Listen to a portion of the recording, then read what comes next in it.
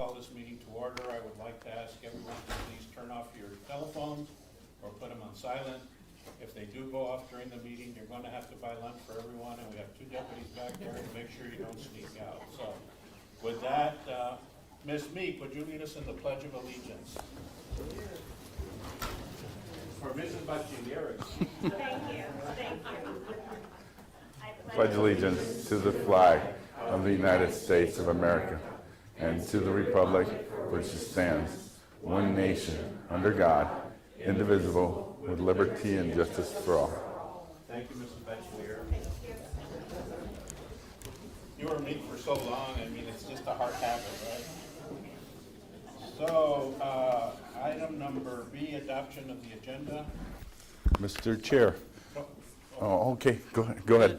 Good morning. We need to remove action item H1, and we will bring that back before the board when CSA is ready to present. Mr. Chair, move to adopt agenda and removing item H1 and allow chair to deviate as needed.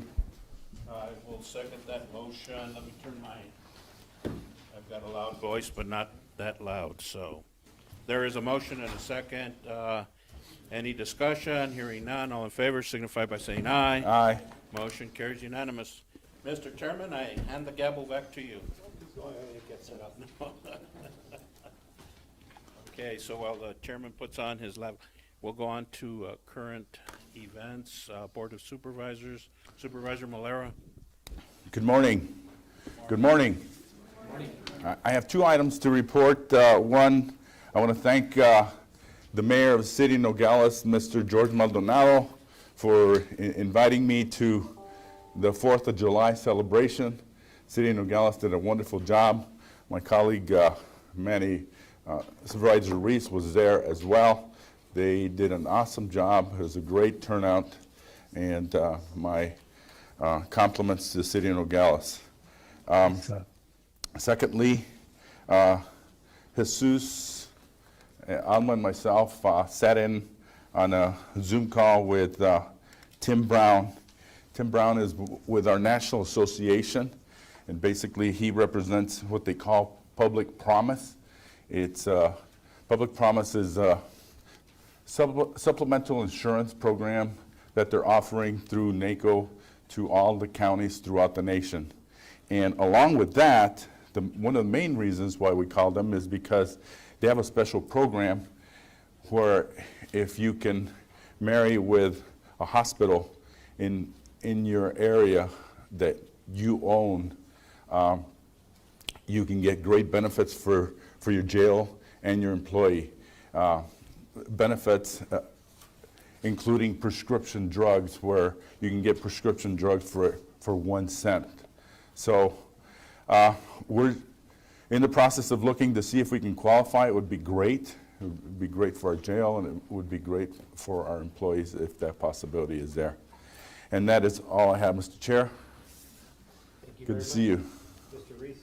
Thank you. Had the opportunity, as my colleague said, to go down, enjoy the festivities at Fletcher Park for the 4th of July, but also had the opportunity to see the parade.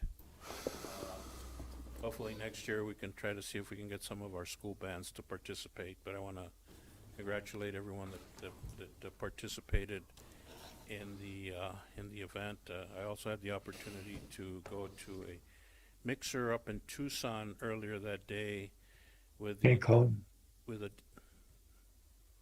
diplomatic leadership institute out of Tucson that brings people from around the world, and Ms. Pat Watson, who is the director, always sends them our way, and I've had the opportunity to speak to many people from around the world, from newspaper people from Venezuela.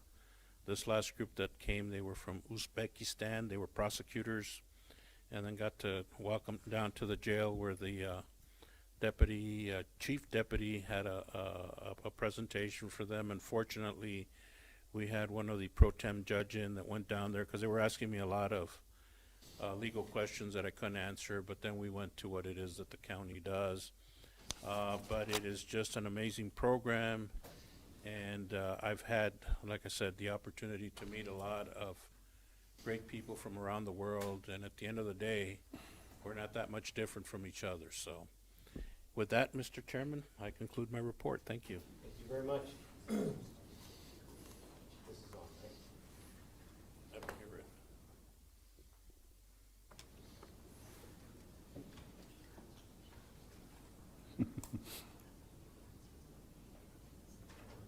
Is that better? Okay. We can't hear. Test? We good? All right. I attended the celebration for U.S. Consul General Laura Wiedebach in Nogales, Sonora. Laura Wiedebach has been the U.S. Consul General in Nogales, Sonora for the last 3 years. She came in at the beginning of the pandemic.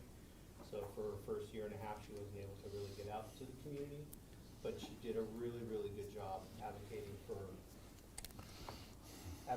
our community, and doing all the work that she does in Nogales, Sonora for U.S. constituents, but also in her whole region. So Laura Wiedebach this was her last station, so she is retiring, and so that was the event that we attended. Also had the opportunity to attend a Gear Up internship recognition event at the 1904 courthouse that the County School Superintendent's Office put on. There were 5 students that worked through that. They worked with local businesses, helped businesses with their IT needs, did some websites, did some different things for them. It was a very interesting thing. It was a great engagement to get high school kids involved in the business world. So I thought that was a really great thing. So thank you for the county school superintendent. I also have spoken to a lot of constituents and emailed a lot of constituents about the comprehensive plan amendment and the zoning changes for Mr. Jackson, proposed by Mr. Jackson. There's been a lot of concern about the notifications for these types of changes, although the county, however, is following the state statute, posting on the property, posting at the post office, posting in the newspaper, notification by mail to all adjacent landowners, and finally posting the planning and zoning board meetings. And when it comes to the Board of Supervisors, that will also be posted in the newspaper. All these things are also posted on our website. So it seems that this information got out there because there seems to be quite an attendance today, and there was quite an attendance at the planning and zoning meeting the other day. These processes follow the processes that we're working. The processes that we're following are working. The constituents are organized. You've attended Mr. Jackson's meeting. You've attended the planning and zoning meeting. And as a result, P&Z board requested Mr. Jackson come back to them in 60 days. Are you having trouble hearing me? Yes. Can you turn my microphone up, please? I think it might be switched off.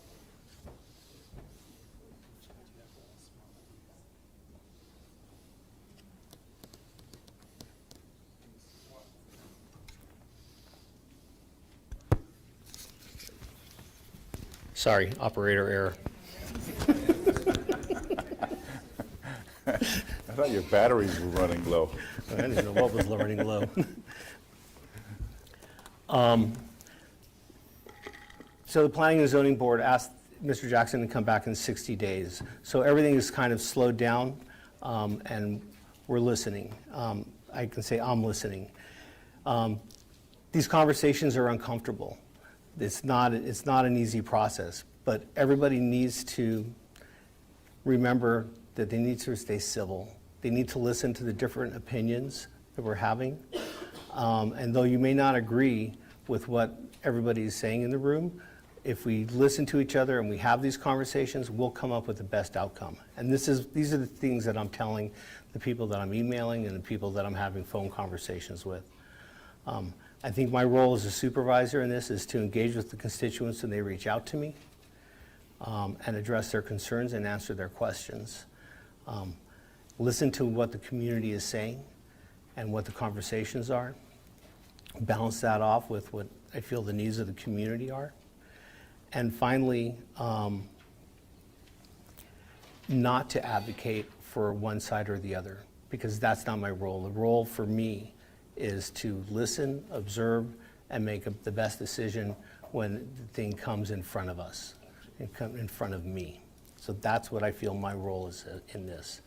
I have reached out to almost everybody that has emailed me. There were a few emails that I found last night in my junk email, so I will be getting back to those people.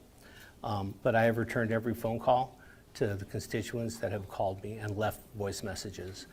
And so this is, for me, there's a constituent who is saying that I'm not returning their phone call. You need to leave a message. You need to tell me how I can get in touch with you, or you need to email me so I can get in touch with you. And so those are my remarks. Madam Manager. Good morning again. Over the last 2 weeks, the Finance Department, Mauricio, heading that team, has successfully closed out the fiscal year and will be presenting you a tentative budget today. I continued work on the personnel policy and HR duties. We've continued the transition, and I met with Ron from the town of Patagonia. That's all I have to report. Thank you. Where did that go from? We'll move on to item D, Department Reports and Activities. Mauricio. Good morning, Mr. Chairman, members of the board. The cash and investment report, the general fund has an overall balance of $19,654,760 with an investment amount of $14,742,000. The road fund has an overall balance of $1,206,484 with an investment amount of $7,000.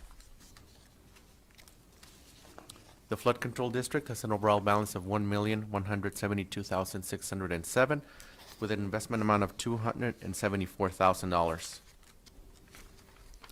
The jail district has an overall balance of $2,824,218 with an investment amount of just a little bit over $1 million. Total for all funds, $49,245,263 with an investment amount of $17,945,000 for an estimated end of the month balance of $14,910,155. Okay, thank you very much. Are there any questions for Mr. Chavez? No, just a comment. I'm glad the jail district fund is finally coming in a little bit better. That's correct. We usually have to carry a lot of that through our general fund, so. Yes, sir. It's doing Good news. well. Please. Thank you, Mauricio.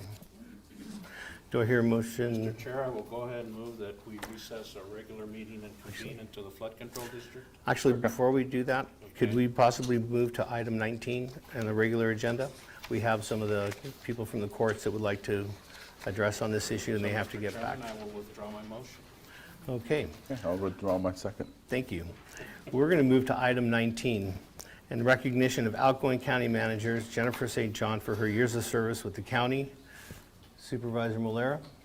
Mr. Chair, this is tough. Did we bring tissues for Jennifer? No, I think for Supervisor Malera. Yeah, I will need tissues. Before I read her bio, I just personally want to thank Jennifer for her loyalty, number one. Yeah, you need tissues. You know, there's leaders and there's true leaders. You know, Jennifer, thank you. For the most part, 99% of the time steered me right. And this is why this county is where it's at right now. Honesty. She never had trouble having the tough conversations with all the elected officials during good and during bad times. Incredibly disciplined. Jennifer was here early in the morning, left late at night, practically every day. Took her work home.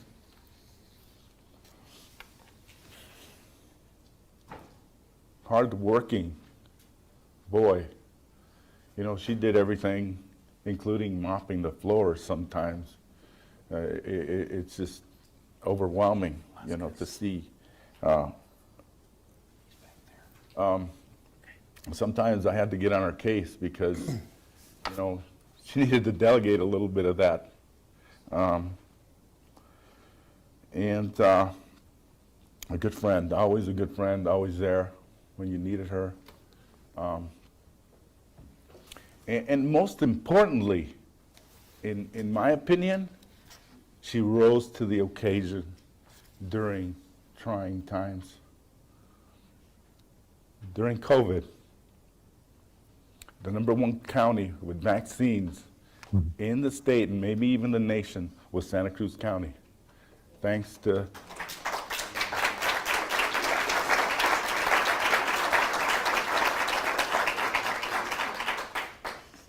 and it's about partnerships. You know, Mariposa and Santa Cruz married in that situation. We did an amazing job, and it was all thanks to Jennifer. Jennifer was making phone calls instead of having staff make phone calls for appointments. You know, she was overwhelmed, and that's the type of person she is. I'm personally going to miss you.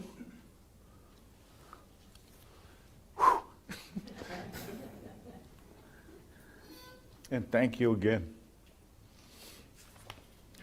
Now let me read your bio. Jennifer was born in Douglas, Georgia, and raised in Germantown, Tennessee. Manny, you want to do the little... No, that's for Alabama. That's where she hangs her hat, or her mom does. We tease her about her Alabama roots. She graduated from Arizona State University, unfortunately, with a bachelor's in accounting. Her first professional job was with the Arizona Auditor General's office, where Santa Cruz County was one of her clients. In August 2000, she became the finance director to Santa Cruz County. In 2002, she was promoted to administrative service director, and in 2016 became the county manager. During her time as county manager, she implemented employee appreciation and morale building activities, worked to help ensure our county residents and COVID-19 vaccines, and recommended numerous cost savings measures which, when implemented, ultimately saved taxpayer monies. Jennifer enjoys traveling, reading, and scuba diving. And she thanks her mom for really instilling a lot of these good qualities. And she currently lives in Alabama. Jennifer volunteers for the Santa Cruz County Council on Aging, is an honorary member of the Nogales Rotary Club, and has her certified public accounting license. Thank you again, Jennifer. Let me read what the plaque says that we're giving Jennifer on behalf of the board. To present it to Jennifer K. St. John, great leaders always make a difference. You made a difference here in Santa Cruz County. Wishing you success on your new endeavor. August 8th, 2000 through July 14th, 2023, Santa Cruz County, Arizona.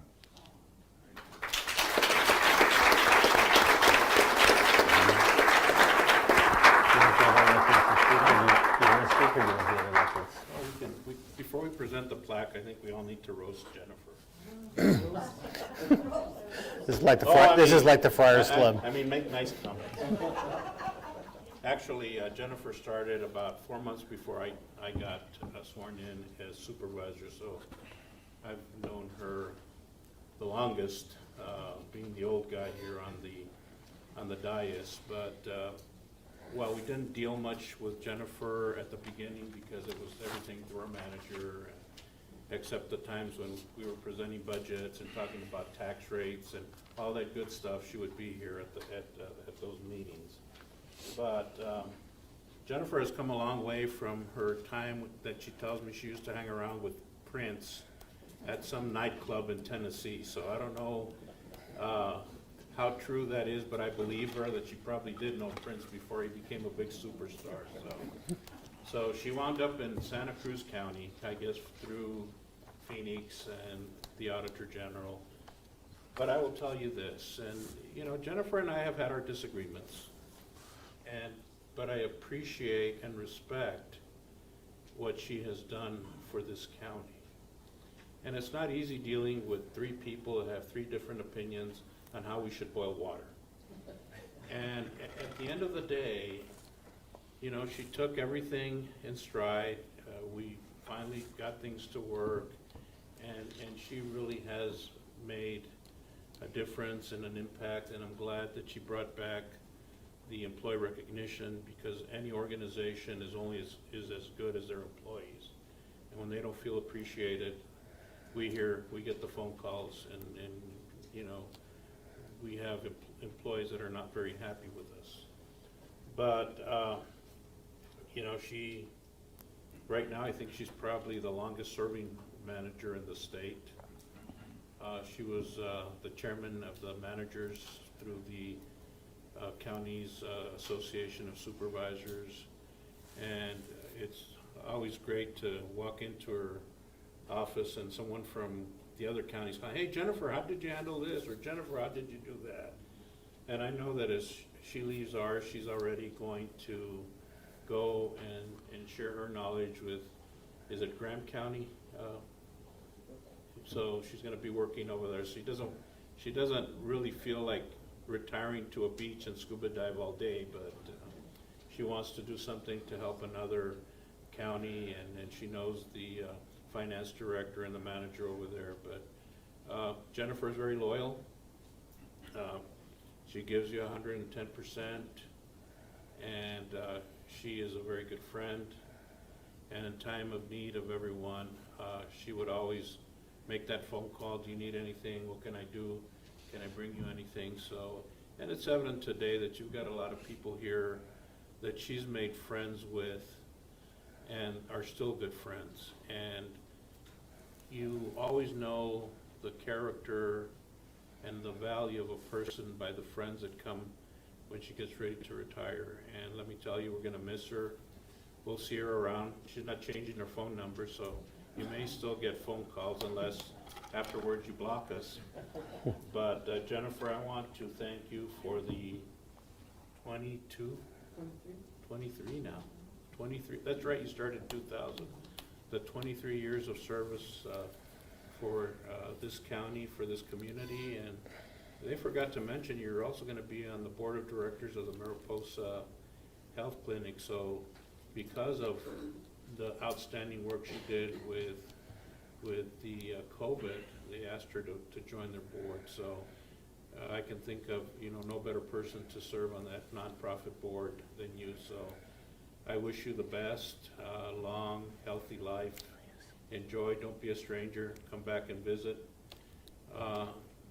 We'll invite you to lunch and kind of reminisce and see how things are going with you. So Jennifer, thank you for all you have done, not just for me, for my family, but for this community. Okay, thank you. I'm actually going to let some of the elected speak because they need to get back to their courtrooms. So I'm going to start with Judge Velasquez. Or did he?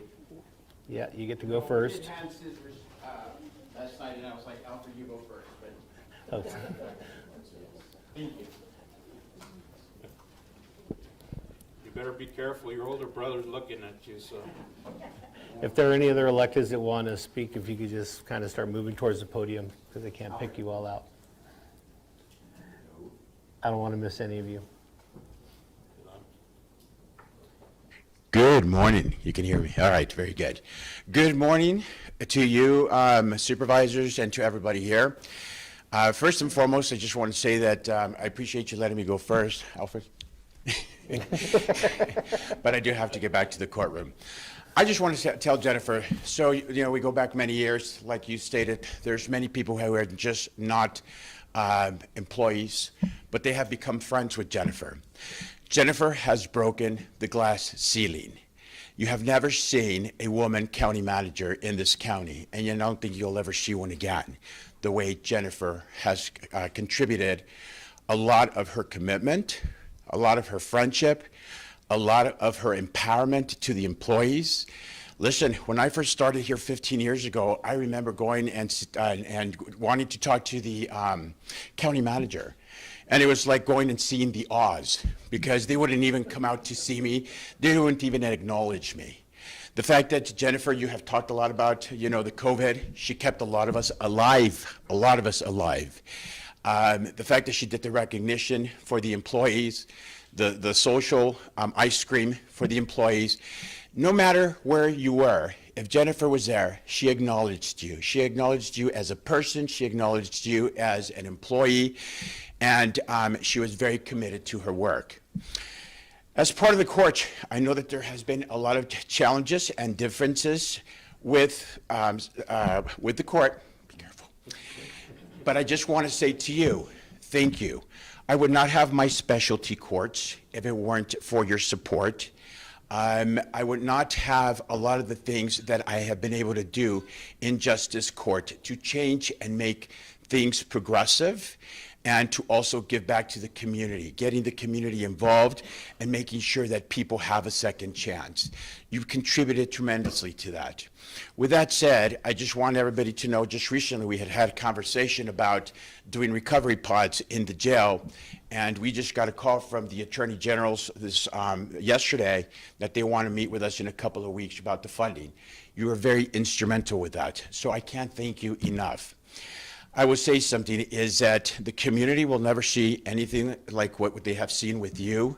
Your contribution to a lot of the people in the community, but also to the clubs, right? Just everywhere. Jennifer St. John, you've been known, right? And you will never be forgotten. You've left a legacy. And I will end this with two controversial statements I have made, and I will make them again. You're my soulmate, and I love you to death. You will be fabulous wherever you go. Love you.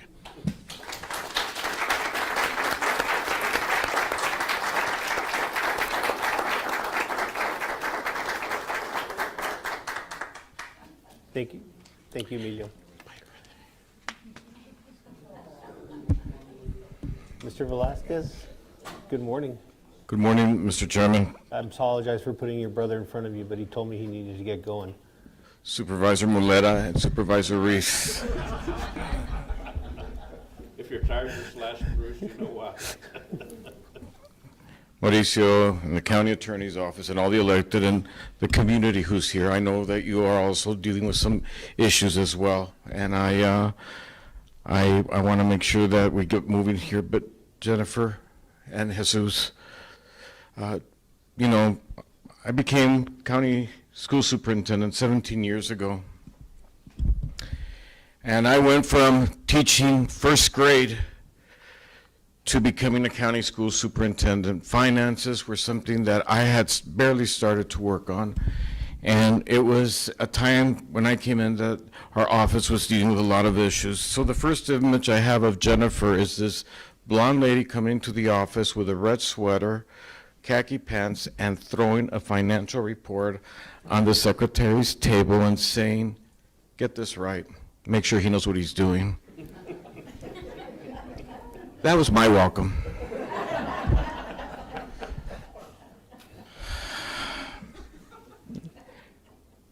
I won't say what I thought at the moment. I felt overwhelmed with the job I had and the responsibilities. And I also felt a big commitment to make sure that I did what the constituents had put me there for, to be transparent and to make sure that we were in compliance. And Jennifer, every Monday morning I would show up in her office because I didn't even know what a drawdown was. A drawdown, I thought it was a Western movie, So I sat there, she took me step by step through the process of the finances. And she was patient. She never got overwhelmed with me asking so many questions. I am who I am today, and I've been successful and compliant with everything that I've had to do because of your support and your insight. I also want to thank you for what you've done for our educational communities. There wasn't anything that I wouldn't ask from you that you wouldn't come through for. And on behalf of all the 10,000 students and all the districts and charter schools and private schools, you made a lot of kids happy. You try to work things out so that everybody had an opportunity for the grants to get there. You supported the Teacher of the Year that highlights and honors our amazing teachers in the community. You know, I brought you on board for the Santa Cruz training programs, and it was going through a difficult time at the time. You helped them to get their finances in order and be able to continue to operate. You did the same thing for the senior center. And of course, what you've done for Mariposa is without saying. You know, after COVID, there was reasons, we all thought twice about whether we wanted to go back to work or not. And Jesus and Jennifer made something possible. They gave me the opportunity to move into the 1904 courthouse and make something of a vision a reality. It's now going to be an arts center for our community and the county. And that's one thing I want to say last. It wasn't about Nogales. It wasn't about Rio Rico. She cared about the east part of the county, Patagonia, Elgin, Tubac. She wanted everybody to be together, work together. And that's a difficult task because you can't please everybody. This morning I texted you and I said I'm a wreck. I was afraid that I would, start crying and everything, but thank you. I want to tell you that you are an amazing lady. Your leadership leaves young women with a desire to follow your footsteps. You were a role model for many of us in the community, and thank you for what you did for the newly elected officials who came in. You celebrated our employees' work, and those things weren't an easy task on top of everything that you did. I wish you all the best, Jennifer. May God bless you, and I love you dearly. On behalf of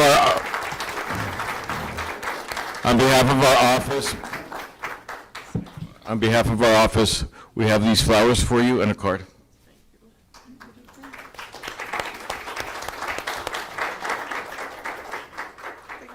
Are there any other elected officials, Liz?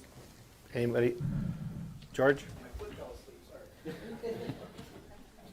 I'm not going to prolong this, I just need to set this up first. And this isn't the way our normal meetings go, just so that you guys know. Let me see if I can get there. Usually we're done by now. Yeah, I had to set this up because I don't want any rumors or anything like that. So let's see if I can get this kind of right. This is my last plea, okay?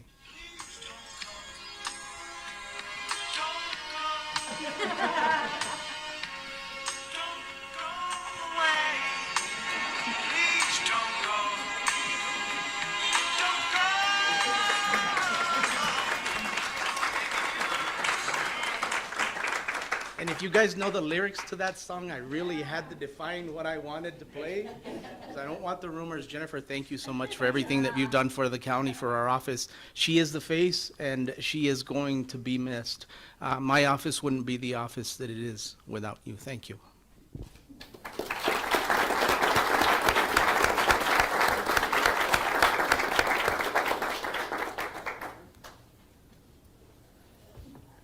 Good morning, Chairman.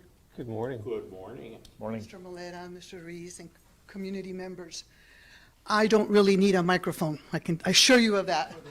But you have to speak, but you have to speak into Okay, it. all I have to say is that I hope you're listening, Jesus, because you have big shoes to fill. And with Jennifer being here, such a newbie, you've done so much for me and my department, and I really, really appreciate that. And I want to thank you from the bottom of my heart. Everybody has said what they needed to say, and there's so much more to say, but this is it for me. Thank you.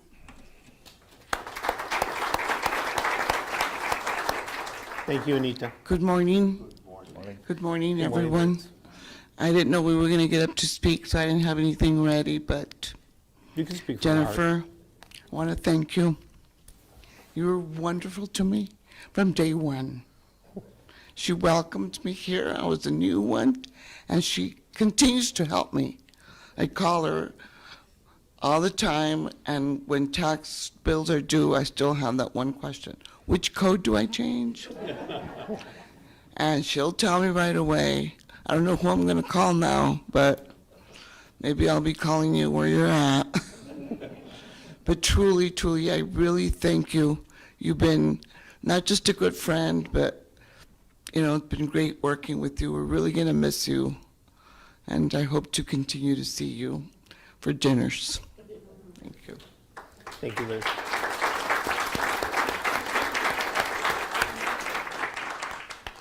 Are there any department heads that'd like to speak? Juan? I'll make it brief. I just want to thank you, Jennifer. I probably wouldn't be in the position I am if it wasn't for you. You probably recognized my talents before I did. So thank you. Thank you again. Thank you, Juan. Mauricio? Thank you, Mr. Chairman, members of the board. Gosh, I'm gonna get emotional. I know that. Yeah, there's tissues here, don't worry about it, we got you covered. Thank you for changing my life, Jennifer, and thank you for saving my life. I was in a challenging work environment, and you changed my life when you offered me the opportunity to work here in Santa Cruz County. I've learned so much from you these past 10 years. Thank you for being a great leader and for being a great mentor. Your vision and dedication has always inspired me to give the best.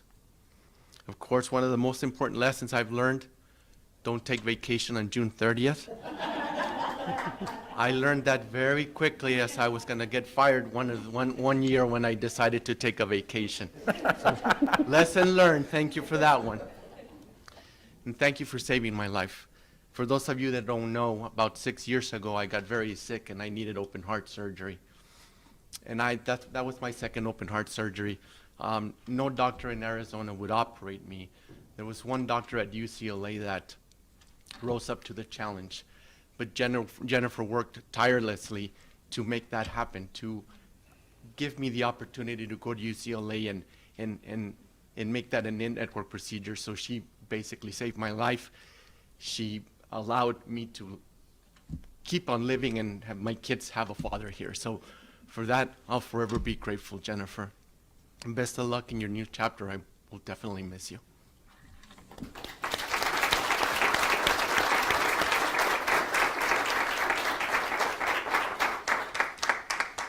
Cecilia?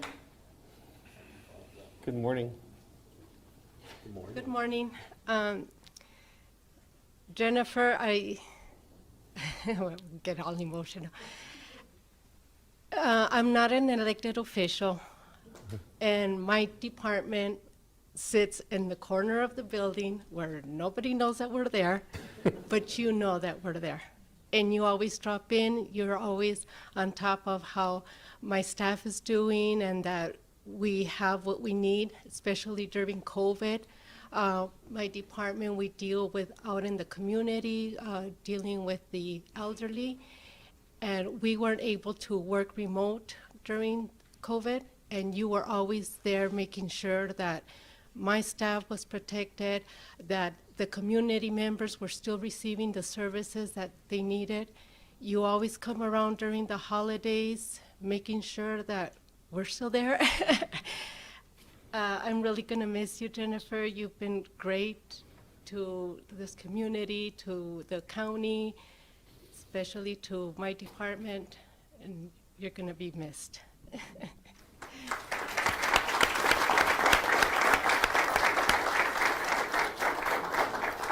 Are there any other department heads who'd like to speak? Okay, we're going to go to some people in the front row here. Come on, Mrs. Bachelier, don't be shy. And Jesus, the good thing is she never wore heels, so shoes may not be a problem. Mr. Chairman, members of the board, Madam Clerk. Jennifer, I'm going to make this brief. You are truly an inspiration. You make those around you want to do and be better. I love you. You're my best friend, and good luck to you.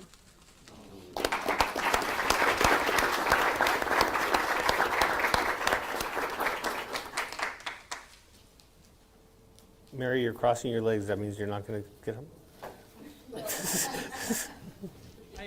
I don't know how I could possibly add anything. My name is Mary Dahl. I used to work for the county. I kind of do a little side work for the county now. I'm just totally teared up. But Jennifer, you know how we feel about you, and I am so glad to be your friend. And among hundreds who are your friend and consider themselves to be your friend. Good luck. Onward. It's going to be fun. It's going to be a great ride. Thank you, Jennifer.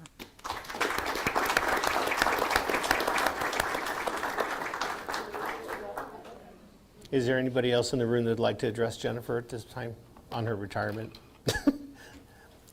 Okay. So I will get to follow all that up.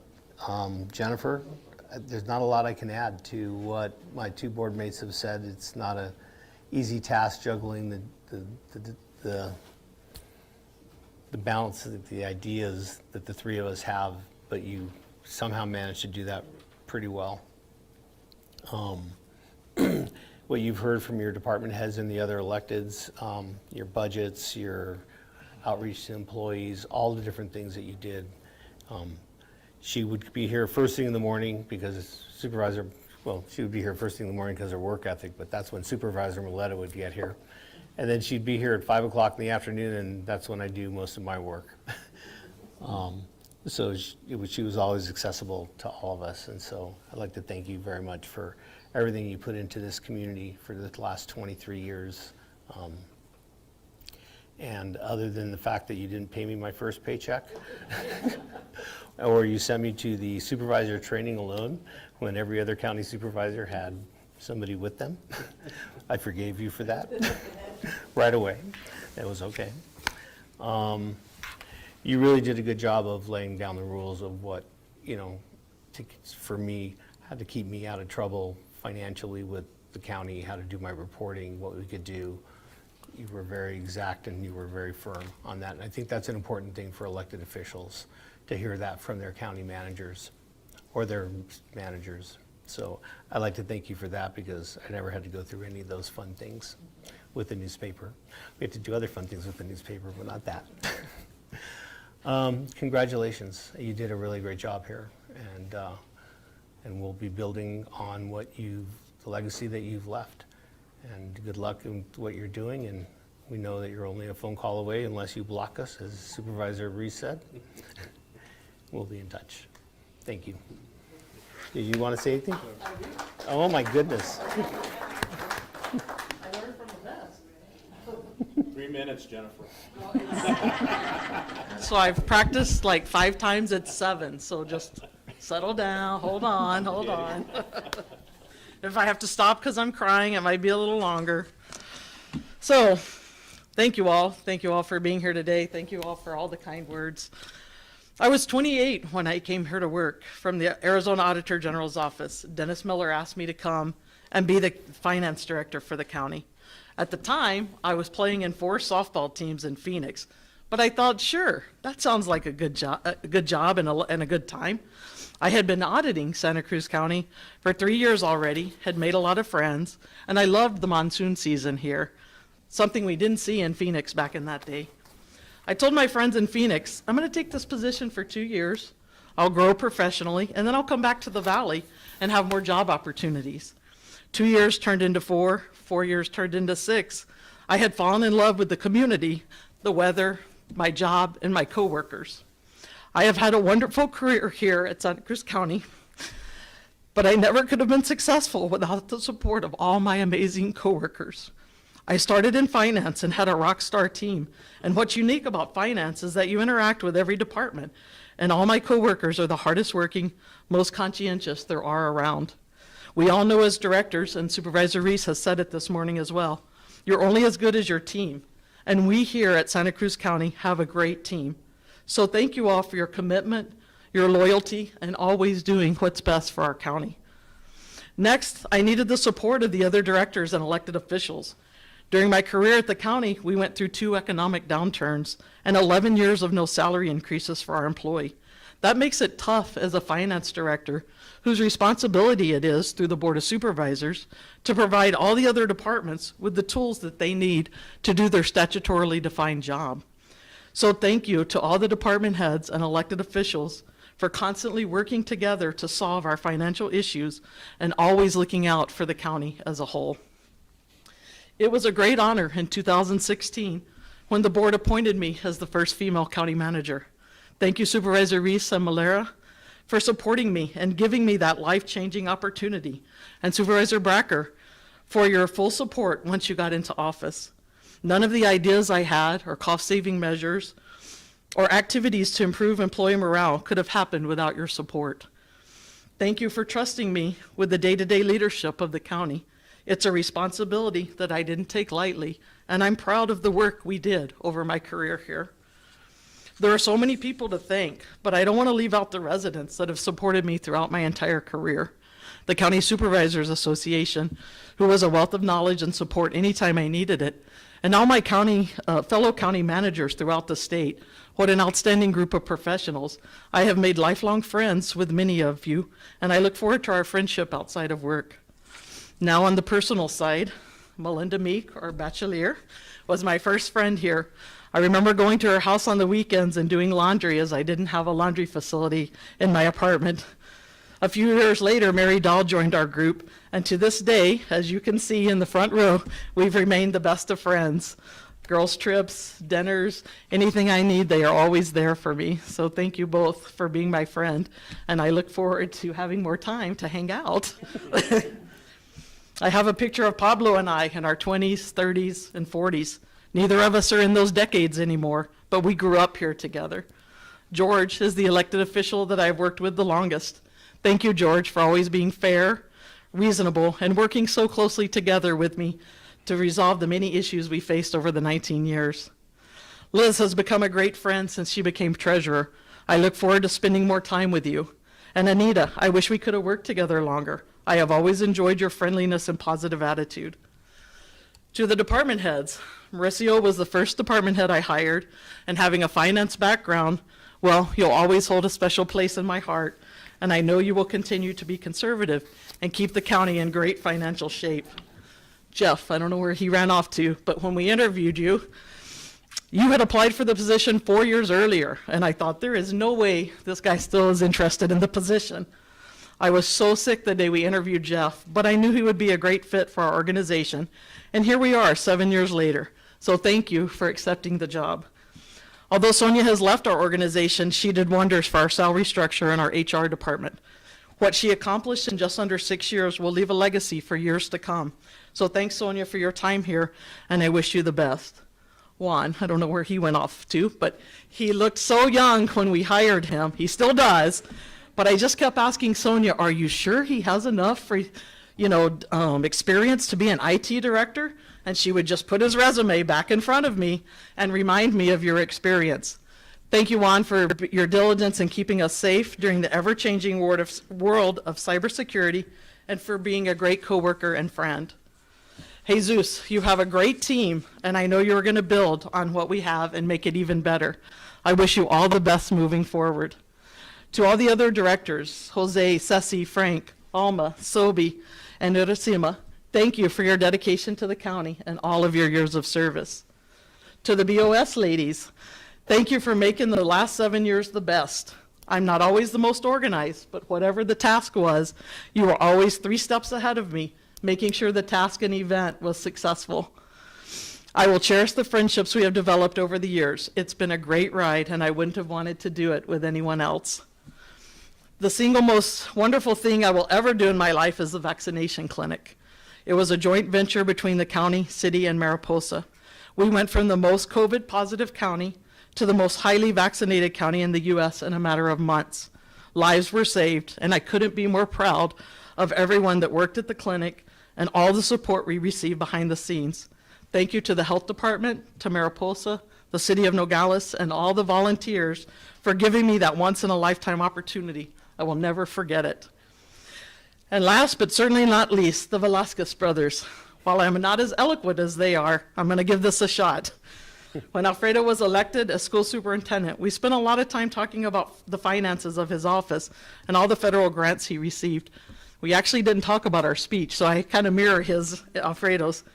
Federal grants are a different animal, and we developed a friendship from that time we spent together, both of us learning, me about education and he about finances. Then Milo joined the county as chief deputy recorder, which didn't deal with finances as much of the school, so we didn't have the opportunity to spend as much time together until tragedy hit us both within a few months of each other. And then our bond changed, and we will forever be best friends. They have played a major role in my success here at the county and as a person. They encouraged me to get out more in the community. They were by my side during the roughest 3 years I could have ever faced, and they were by my side during the triumphs. Words could never express what the two of you mean to me. Thank you for your support, encouragement, and friendship over the past 16 years. It means more than you will ever know. So bottom line is I could never have been as successful without every single person's help in this organization and community. So thank you from the bottom of my heart for allowing me to be a part of this wonderful county.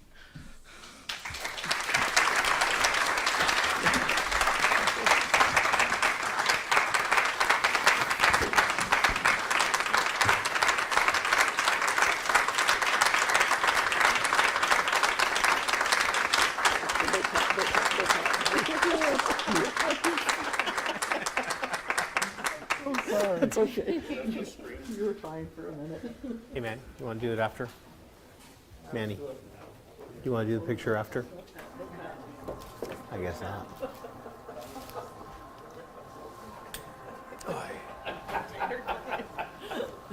You made it. Thank you. Good job, Jen. So,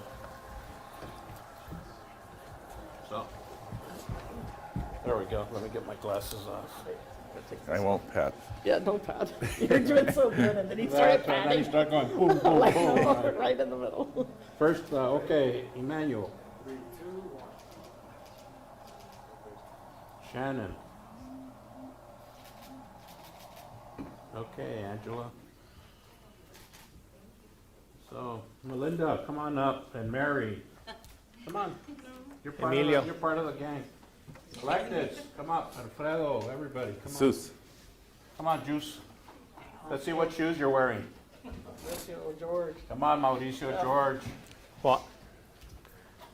I forgot her. Jeff. You're part of the team. Come on. Come on, guys. Come on, Juan. Come on, Juan. Who did we not get? The sheriff. Come on, Sheriff.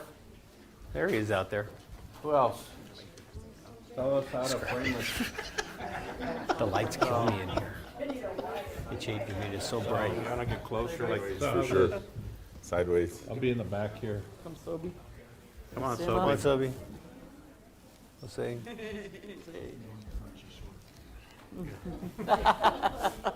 I don't know, she's taller than George. There's nothing wrong with being short. I'm just kidding, George. How's that? Come up. Oh, hold on. Get up. Larry's gonna come up. Yeah, so Got it?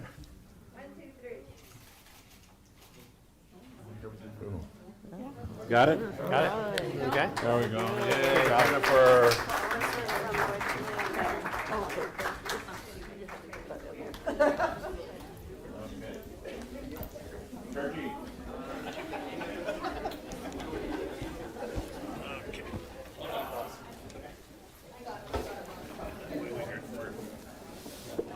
Okay.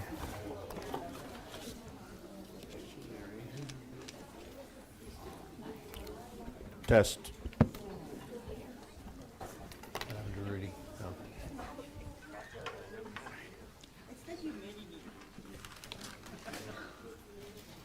Okay, Emmanuel.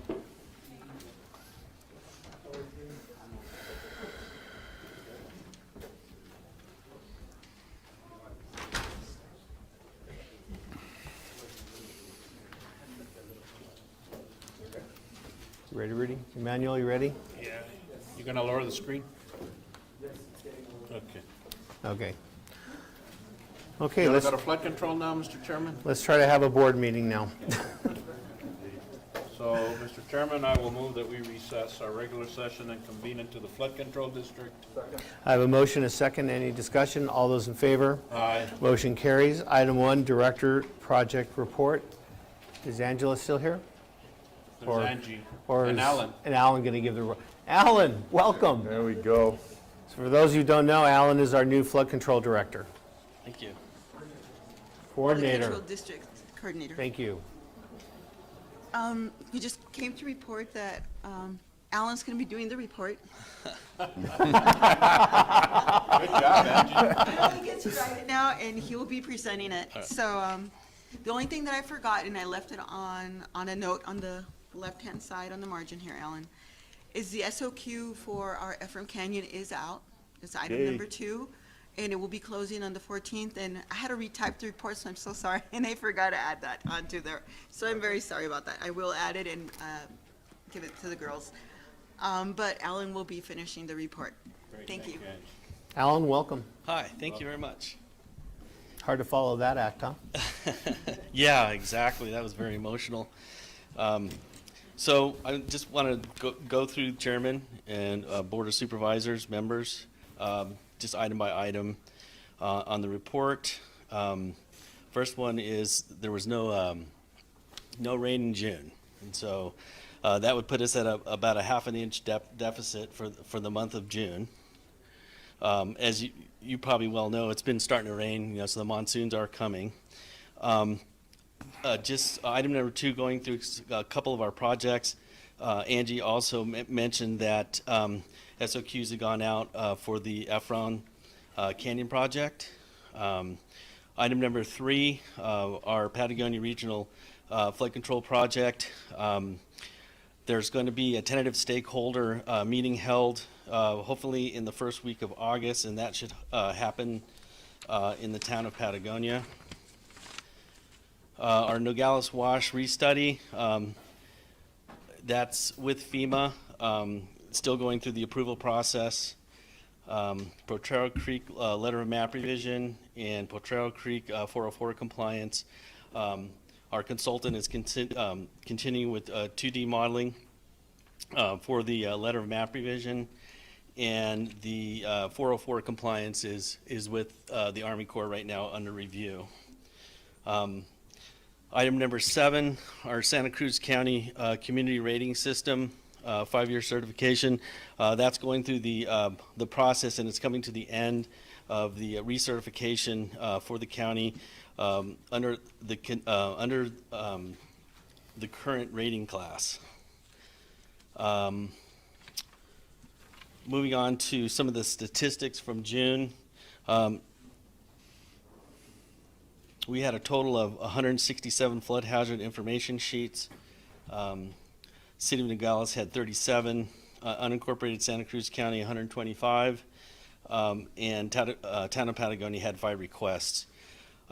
We received a total of 15 floodplain use permits, 3 in the City of Nogales and 13 in unincorporated Santa Cruz County. That is a little bit of an uptick from normal. From what I saw come across my desk, a lot of them were solar permits in the city. Continuing on, there was no drainage complaints, thank goodness. The town of Patagonia submitted a report at the time, and it's at this time, and it's attached. And I do believe the city might have something to say here as well. And I guess after the City of Nogales comes through, if there's any other questions, I can, or right now, if anybody has any questions. Okay. He's right behind you there. So we'll do public comment at the end of our thing, Alan. So our report from the City of Nogales. Juan, good morning. Good morning, Mr. Chairman, members of the board. So I'm here to report that we are still, the City of Nogales is still waiting for a response from the Santa Cruz County Flood Control District about what we'll be doing in the Nogales Wash to fix the bank. It is my understanding that currently there is like a misunderstanding of if the flood control district can use funds to fix the channel, because it's a misinterpretation that is the road who is causing the issue. So we need to sit down and clarify that, because the road, no questions, that will go away if nothing is done. The road is currently in perfect conditions. There is no crack, no settlements. So the bank there is a vertical cut next to Hohokam. So we need to really sit down and have a decision of what we'll be doing there.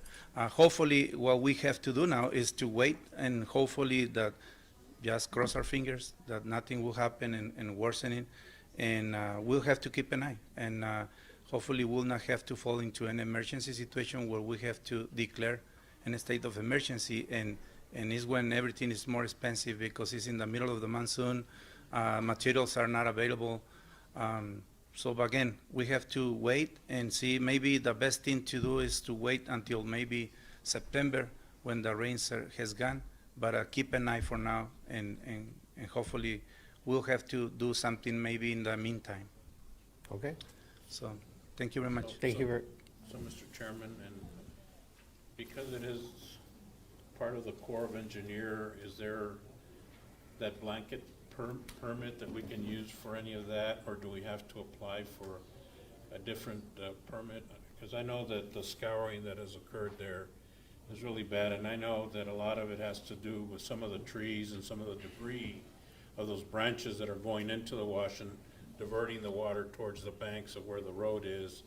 I know the railroad went in and they fixed their portion. They brought in, they put, I guess, some old rail cars in there, filled them up with rocks and something else, and it's protecting their banks. So, Mr. Chair, I think that the city of Nogales got a permit from the Corps. okay. So that portion's been taken care of. We just haven't met to discuss responsibilities, how we're going to break out some of the cost. So How that'll work out. Yeah. And another thing too, Juan, I know that you had some of your crews go in the Nogalitos area, there on Lincoln. There's a drainage thing, you went in and kind of cleaned it. The people that live there keep calling me because you still need to put in your probably your power washer or sweeper that you use for the sewer to clean it out towards the Perkins side.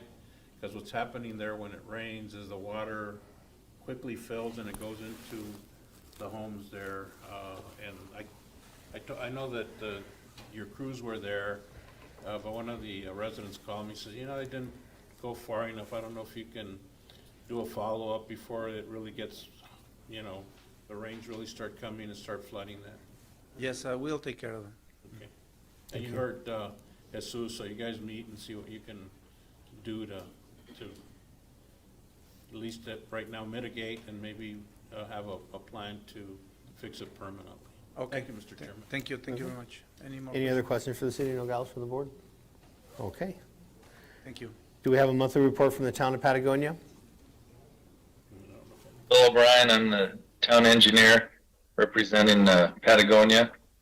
Couple of things coming up. One is, of course, as already mentioned, the flood control project feasibility study, and the town is happy to host that meeting in the first week of August. We can use the city council chambers, town council chambers, or community center, depending on the numbers expected. So I think Alan just let us know how many people you expect, and happy to host that. There's still ongoing work on the drought response planning for water resilient communities, and University of Arizona has helped us with that. They're going to make a presentation at our July 13th meeting, the next regular meeting of the Flood and Flow Committee. The Forest Service has been helping us with trying to define our watershed and certain rights and responsibilities in that, and that is progressing. The town is continuing to ask really for a comprehensive groundwater study, and working with the Forest Service on that. We do have more of an emergency problem in School Canyon. There's a diversion structure that's failed up there, and as a result of that, the fire hall and some of our 3rd Avenue properties are more exposed if we do get a big flood. We were trying to get help from the Forest Service on that as well, and maybe that's something the county might help. If there's some, maybe that's worth a conversation, Alan, if you and I can talk about that. So anyway, our next regular flood control and water resource meeting is July 13th at 10 a.m. in the town council chambers. There's going to be an hour-long presentation by Dr. Christopher Kuzdas, who's a senior water program manager at the Environmental Defense Fund. And also Ashley Hullinger with U of A will be giving her drought resiliency findings. So you're all welcome to that. Come to Patagonia for that. Thank you. Okay, thank you very much, Mr. O'Brien. And we come to the point of public comment. Is there anybody in the room that would like to comment publicly to the Flood Control District? Is there anybody online that would like to comment to the Flood Control District? Okay, we'll move on. Mr. Chair, move to adjourn flood control and convene into jail district. Second. I have a motion, a second. Is there any discussion?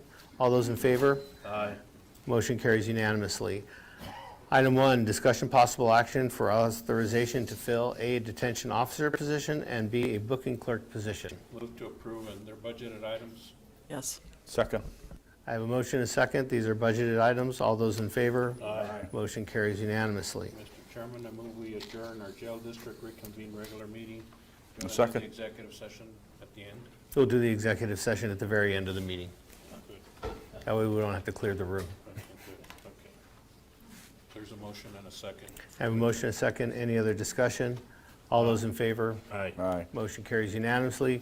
Item 1 is been postponed.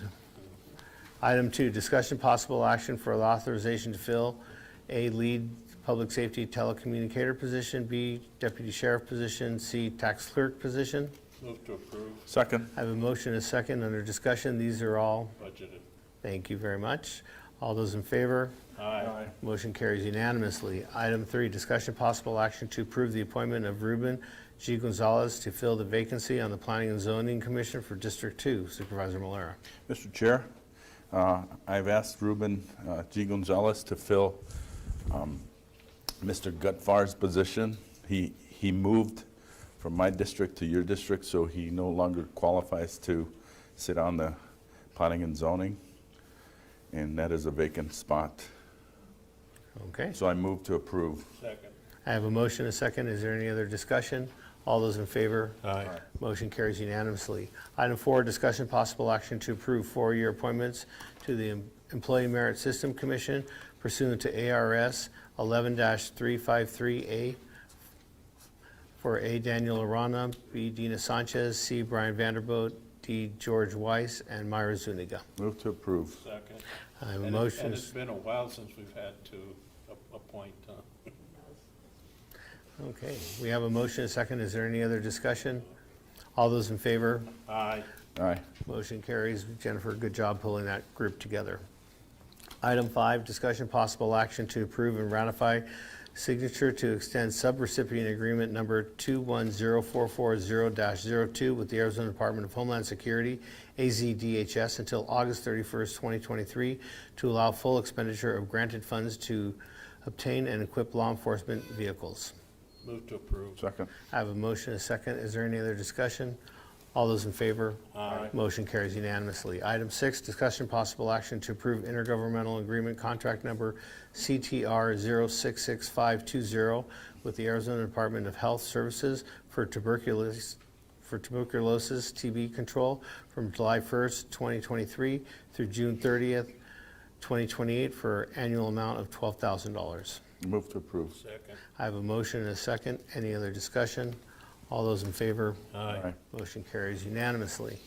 Item 7, discussion possible action to approve TB prevention and control subcontract agreement with Mariposa Community Health Center, Inc., per Arizona Department of Health Services contract number CTR 066520 from July 1st, 2023 through June 30th, 2028 for the annual amount of $50,260. Move to approve. Second. I have a motion, a second. We do have, because we are doing call to the public at the end, there is a speaker who would like to address us on this item, and that's Ruth Salinas. Ruth, are you in the room or are you online?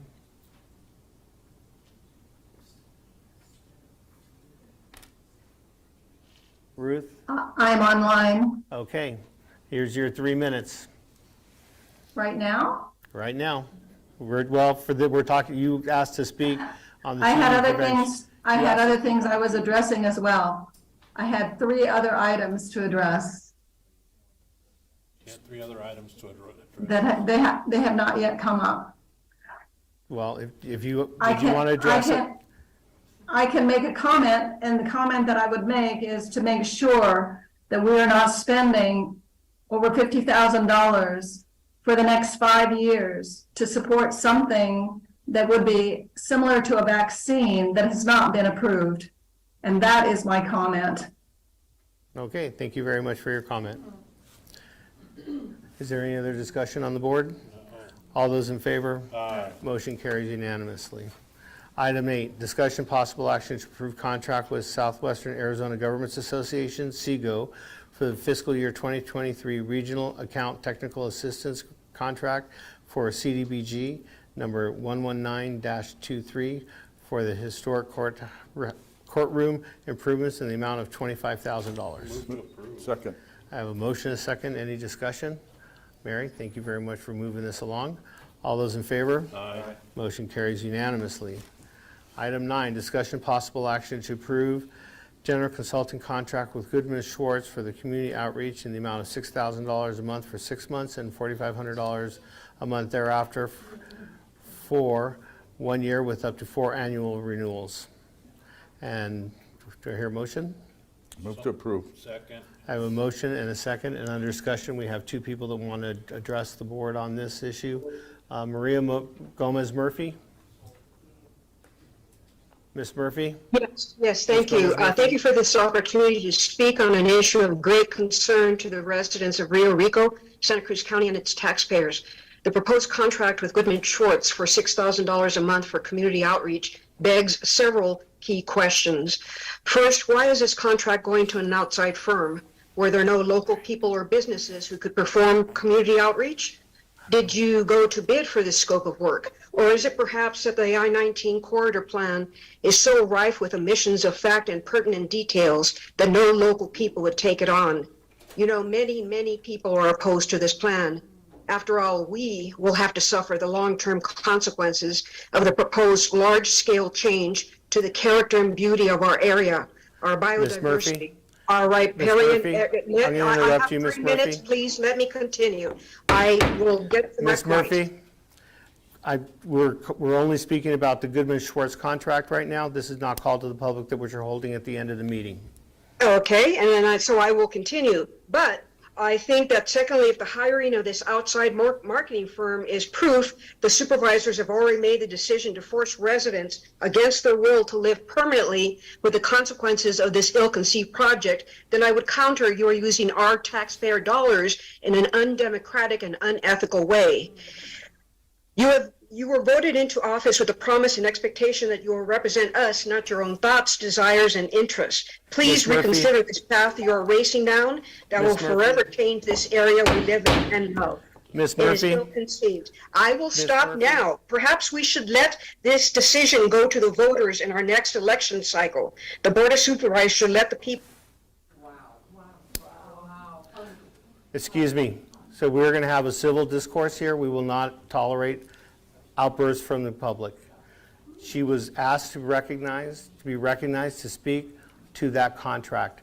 She spoke beyond the means of that contract. That is not a call to the public time. That time for her to speak and to say what she was saying is at the end of the meeting. That is called to the public. I have another speaker who wanted to address us on item 9, and that was also Ms. Salinas. Ms. Salinas, would you like to Yes. address us on the contract for Goodman Schwartz and only on the contract? I would for like to, Goodman but Schwartz? can I hold it till the end with the call to the public? That's what I was told would happen anyway. Absolutely. You had Thank you. requested that, so I was calling on you. Okay, is there any other discussion on item 9? Discussion for Goodman Schwartz. This was bidded out, right? So we have a motion and a Yeah, second. but Rudy asked if it went out to bid. Goodman, it did not, we got quotes under the contract amount, per procurement policy. So these, Goodman Shorts is knowledgeable of the area, and they've been working with the county for a couple of years. So this falls under the threshold of going out for a full, and it was approved by attorneys. That's correct, Supervisor Reese. The procurement policy was complied with. Everything is on the up and up pursuant to the resolutions and the procurement policy. Mr. Moran, who has experience with these types of things, had noted that and reviewed it as well within our office. It was well within normal costs for this type of service. Thank you. Thank you very much.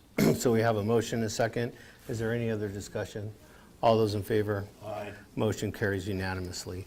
Item 10, discussion possible action to adopt fiscal year, standard budget, but we have to have a meeting on that. Mauricio. No, that's for the full adoption. That when you do the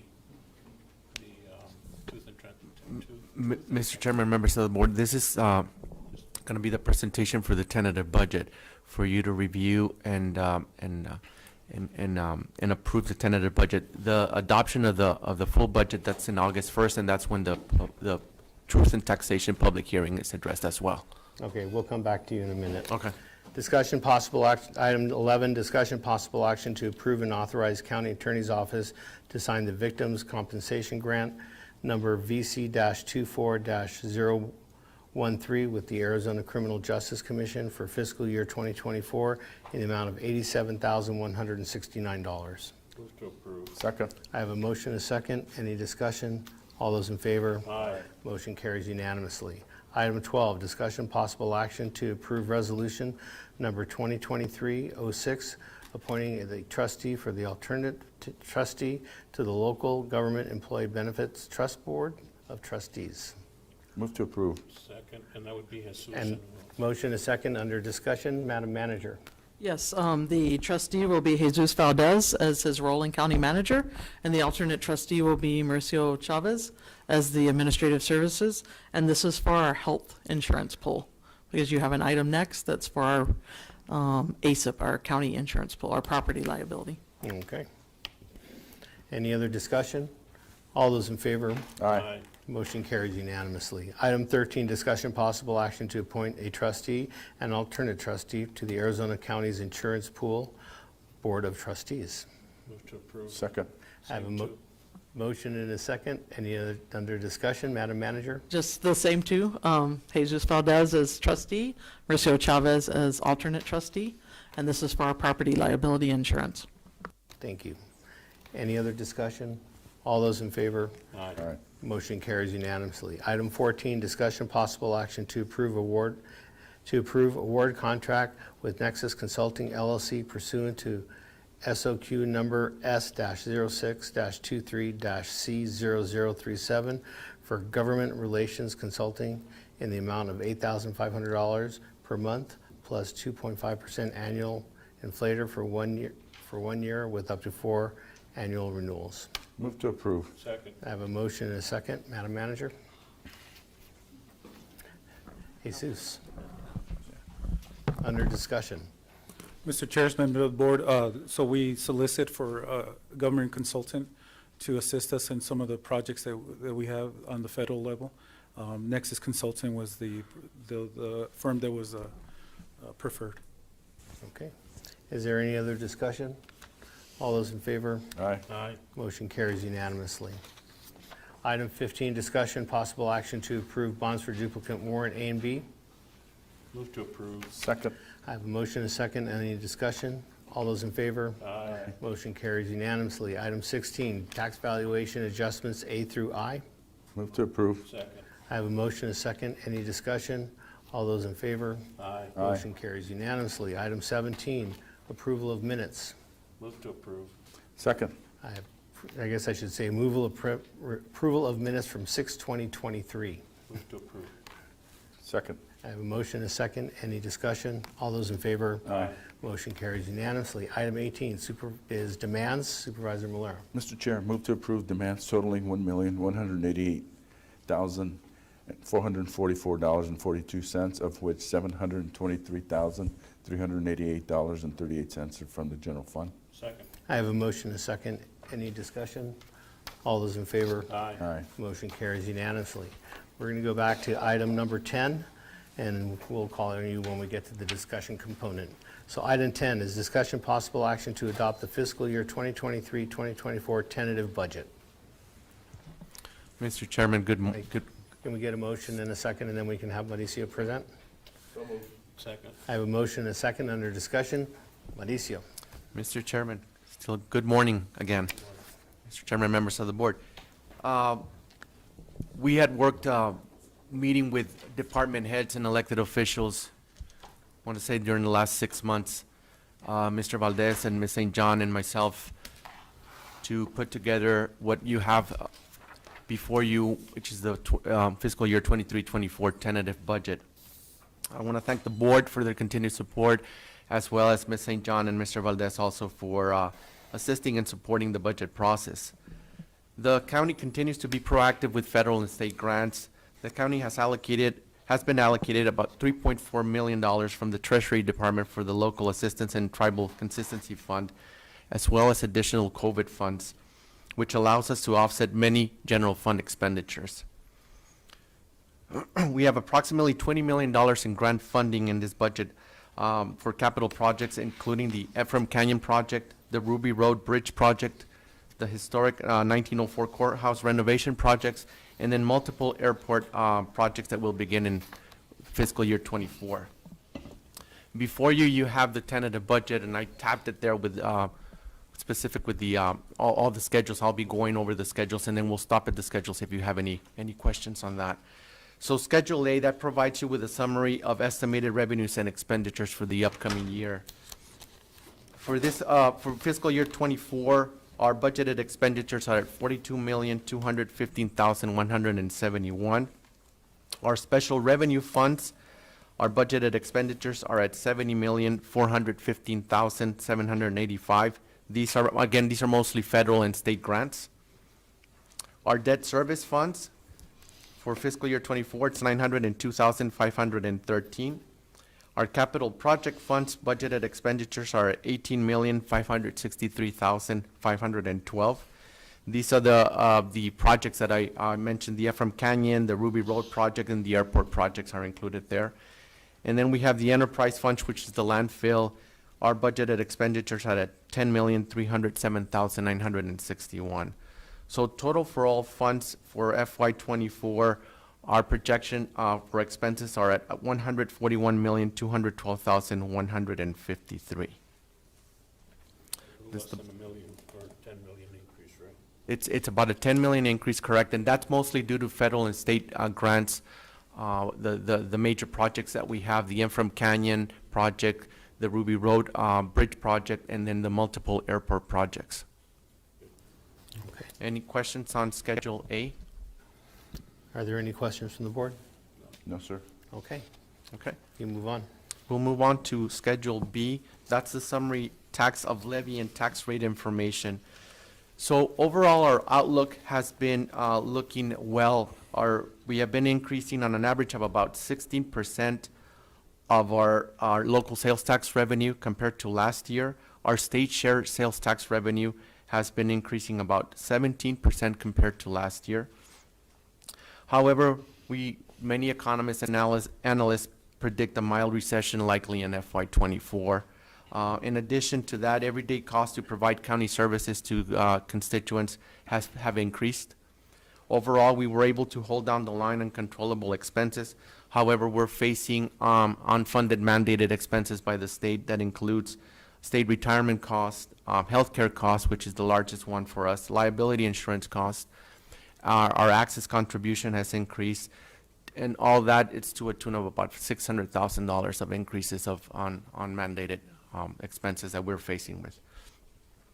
So cognizant of the current recession forecast, staff currently is not recommending a property tax increase.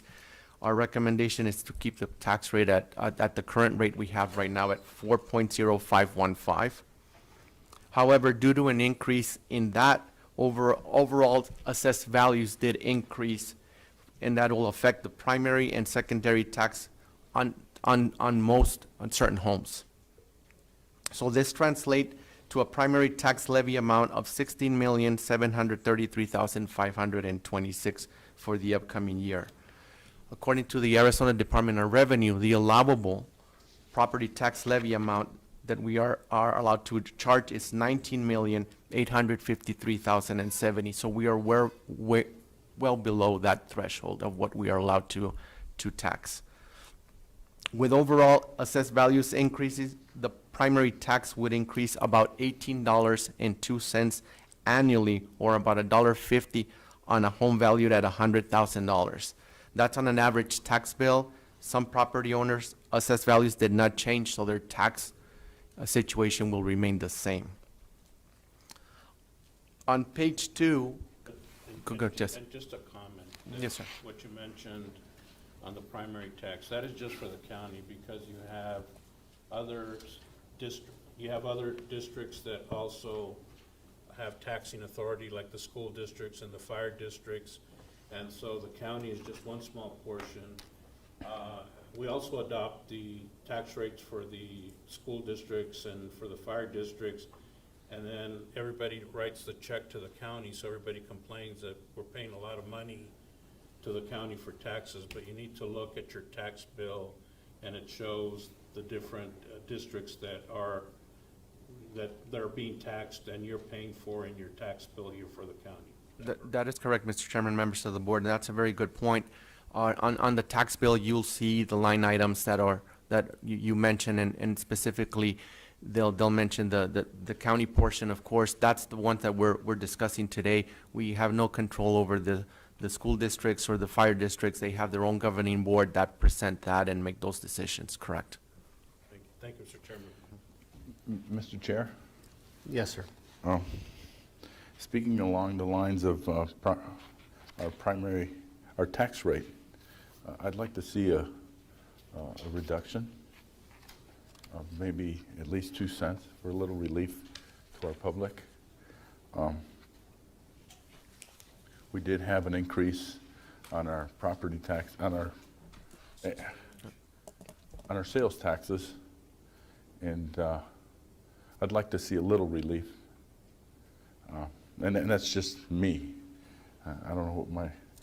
I would tend to agree with you, Supervisor Malera, except because of the increase in the tax, in the assessed valuation, I'd like to see the decrease to 2.5%. It'd be 2.5 cents. 2.5 cents. And I concur. I think that's fair. But once we adopt it, we give it to you, then you take it and factor everything else before we adopt our agenda. Mr. Chairman, members of the board, correct. The current tentative budget that's presented before you, there's no change to the tax rate. Our recommendation is to keep it at the 4.0515. Then those are the numbers that I'm here. But I'm here at the pleasure of the board, of course. Whatever the board decides in the direction that the board provides me, then I go back and revise and realign and rebalance the general fund. So are you considering what type of a decrease? Yeah, I think that we should. I think we all agree on the 2.5 cents. Madam Manager? Yeah, I would just suggest then, when Mr. Chavez finishes his presentation before, if that's the desire of the board, that there's a motion to adopt the budget with the inclusion of a 2 or 2.5 cent sales tax, whatever the pleasure of the board is. Okay. Perfect. We'll wait till the conclusion of the presentation. We'll have to revise our motion right now because it's under discussion. So when we adopt it, then we make a new motion. Okay. Mr. Chavez?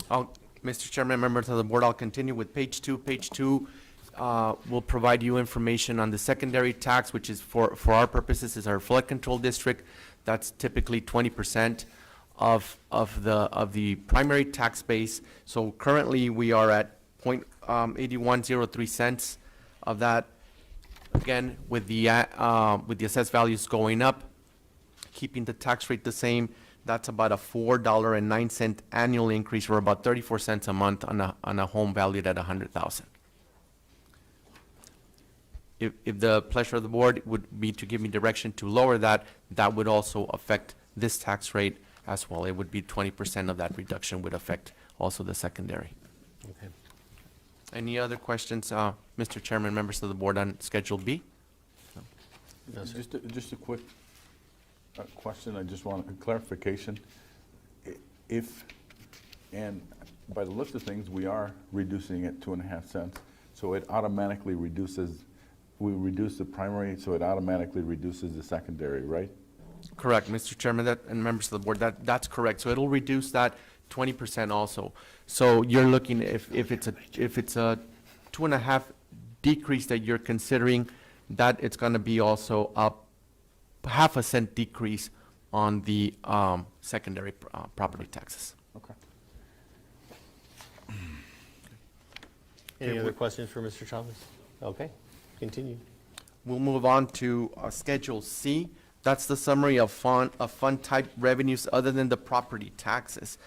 So for on page 1, you'll see that I highlighted there the items for the general fund. The estimated revenues for fiscal year 24 are at $15,163,246. Our actual revenues, current actual revenues right now are at $18,200,000. That's mainly increased due to sales tax revenue. Okay, we do still have accruals for a 60-day period, so that amount's going to be increasing as well. On page 5 of Schedule C, the special revenue funds are the total estimated amount is $36,805,889,000. For FY23, excuse me, our revenues were $37,248,858. Total for all funds for fiscal year 24, estimated revenues are at $71,886,933. If you have any specific questions on any of the funds, I'll be more glad to go over any of the specific funds. Are there any other questions? No, sir. Supervisor Miller, Supervisor Reese? Good? Okay. Please move on. Mr. Chairman, members of the board, Schedule D, that's just a summary of the transfers in and out, basically the mandated. We have the animal control, we have the jail district, the health control, the matches that we have with the federal and state grants. Those are the funding back and forth for Schedule Ds. On Schedule E, that provides you a summary by Department of Expenditures with each fund type. As we reviewed in Schedule A, we have the budgeted expenditures there for the general fund at $42,215,171. Schedule F provides you the summary of a breakdown of expenditures by department. If you have any specific questions on any department, I'll be more than glad to respond to that.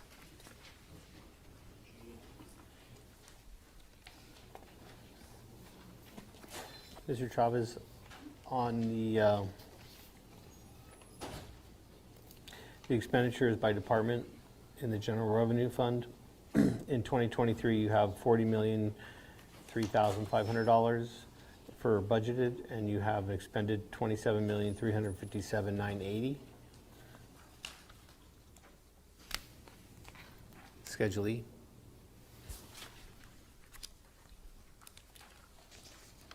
E for the general fund?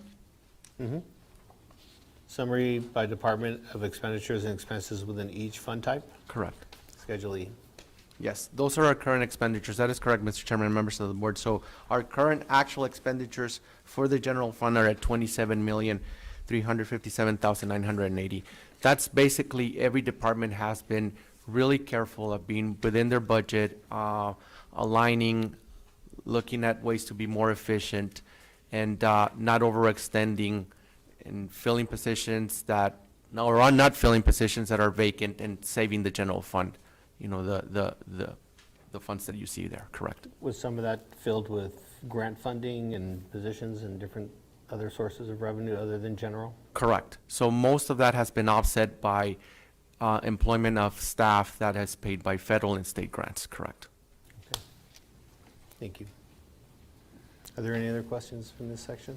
No, sir. Okay, Mauricio. Okay.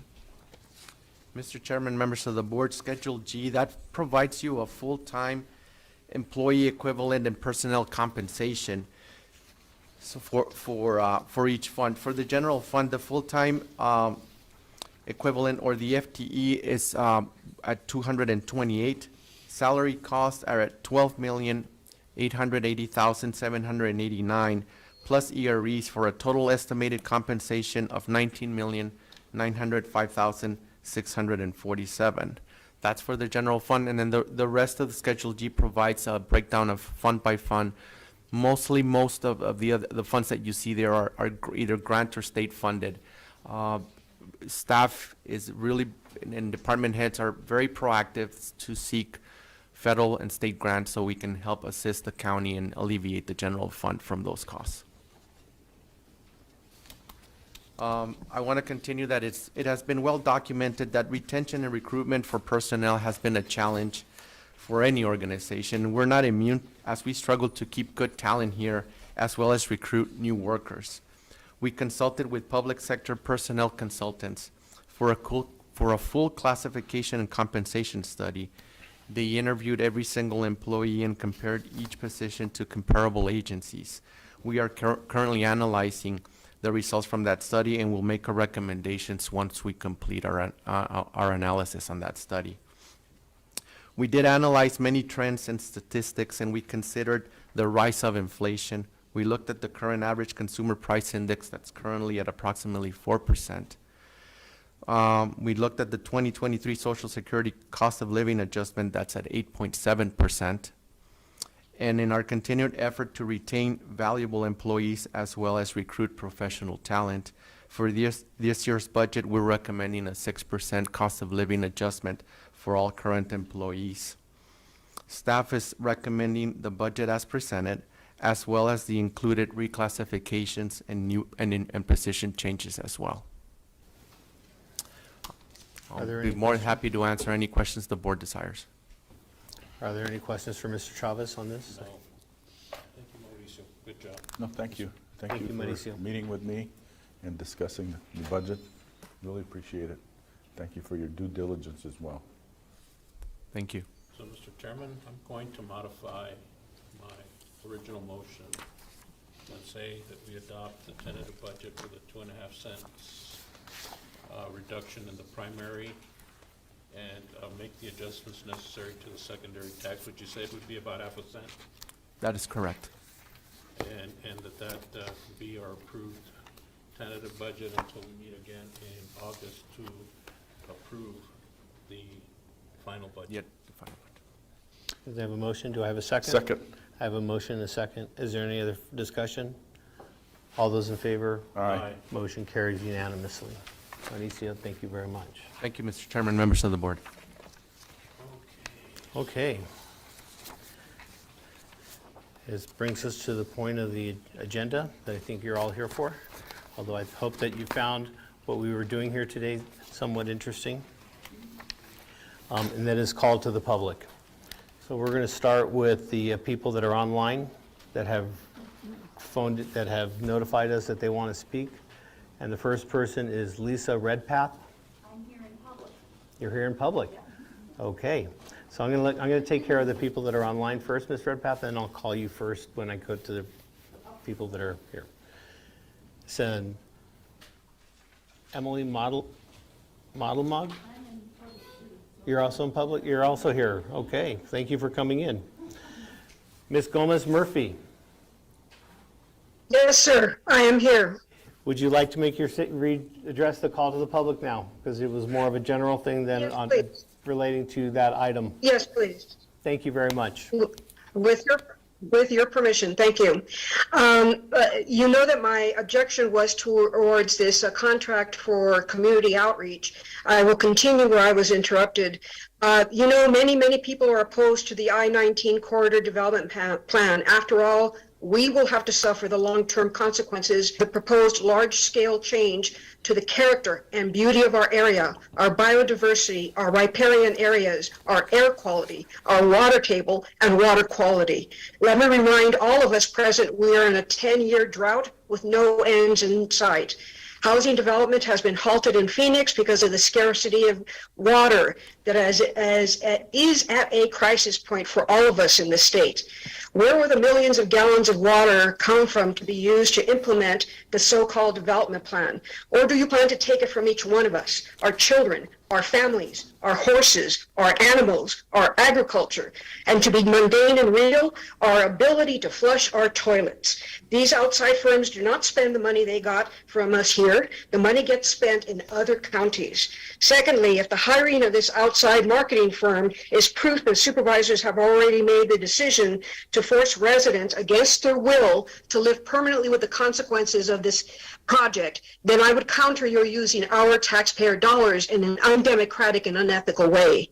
The whole scale disrespect you have exhibited towards the community by having closed door meetings for almost 2 years, giving deals to your business friends and holding fake public comment periods when you've already made up your minds to approve this project you know we are against is wrong. You have seen and heard the hundreds of people trying to communicate with you to have ignored us. This behavior flies in the face of the fundamental and basic tenets of democracy. You were voted into office with the promise and expectation that you will represent us, not your own thoughts, desires, and interests. Please reconsider this path you are racing down that will forever change this area we live in and love. And I certainly love it.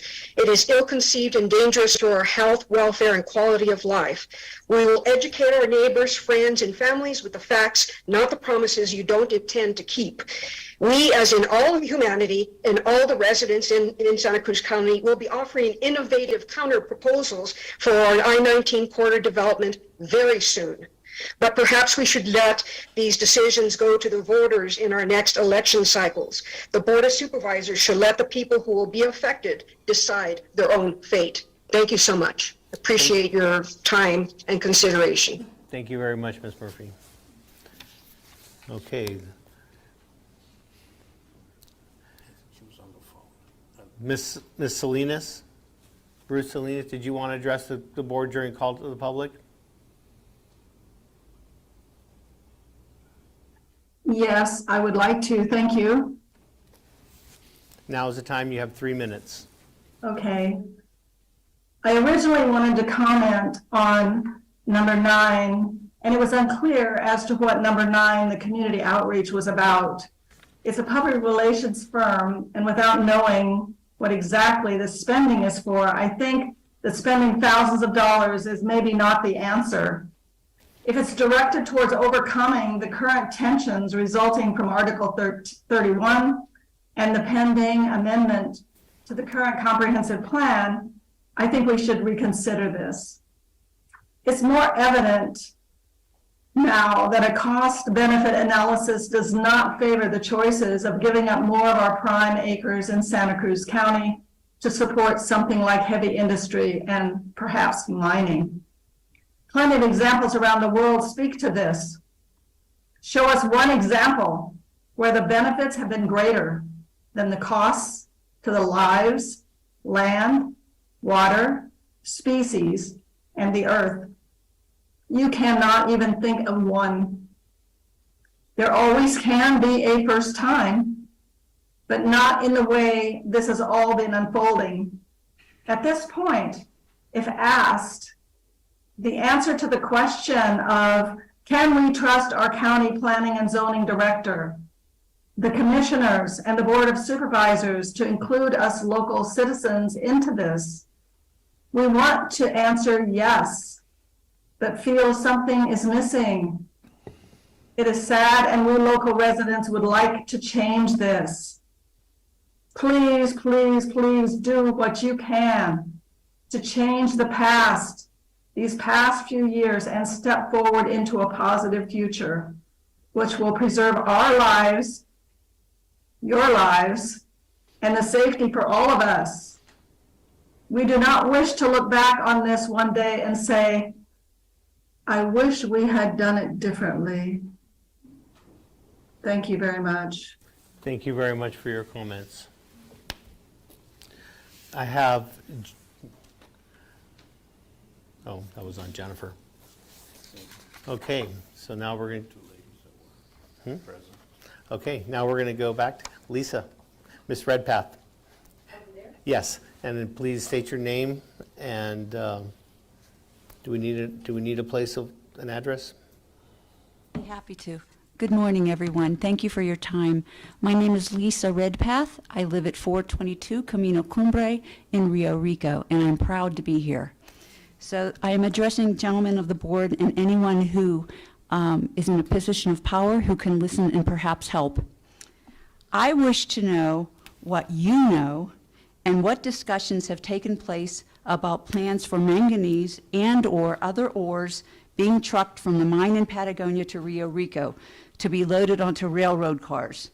I ask because according to the Patagonia Regional Times, over 200 mining trucks will be driving through Patagonia daily.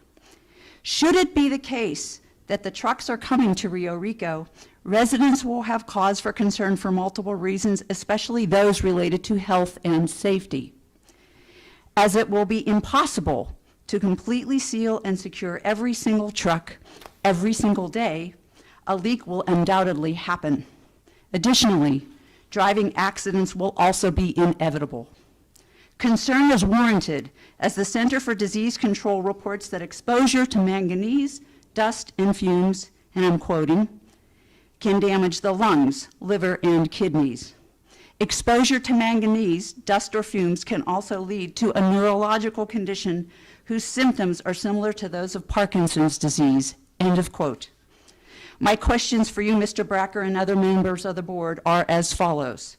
Again, what do you know, and what discussions have taken place about plans for Patagonia mining trucks to come to Rio Rico? How will you protect residents from toxic mine products such as manganese and more? Who will craft the emergency cleanup plan? What will this plan be, and how will it be executed? Thank you. And just on another side note, for future meetings, which may draw larger crowds, I would humbly suggest that you explore different venues so that people don't get turned away. Thank you. Thank you very much. Our next speaker is Emily. I'm a disaster for your last name. I'm sorry. Model Mug. I just have a really short comment. I'm going to read because otherwise I'll mess it up. So. And your time won't start until after you've said your name and after Good you've morning. given us your address. Okay. Good morning, members of the board, Mr. Chairman. My name is Emily Modelmug, and I live at 416 Sykes Circle in Rio Rico. I moved to Rio Rico in 2019, and during the past 4 years, I've taught second grade at San Cayetano Elementary for 1 year, and I made a decision to leave teaching just as COVID was shutting everything down. So I worked as a private tutor during the COVID times, and I've also been a full-time sub. I do some subbing now as well as working two back at a ranch. So I'm working to be here. I work really hard. I'm not living on retirement or anything.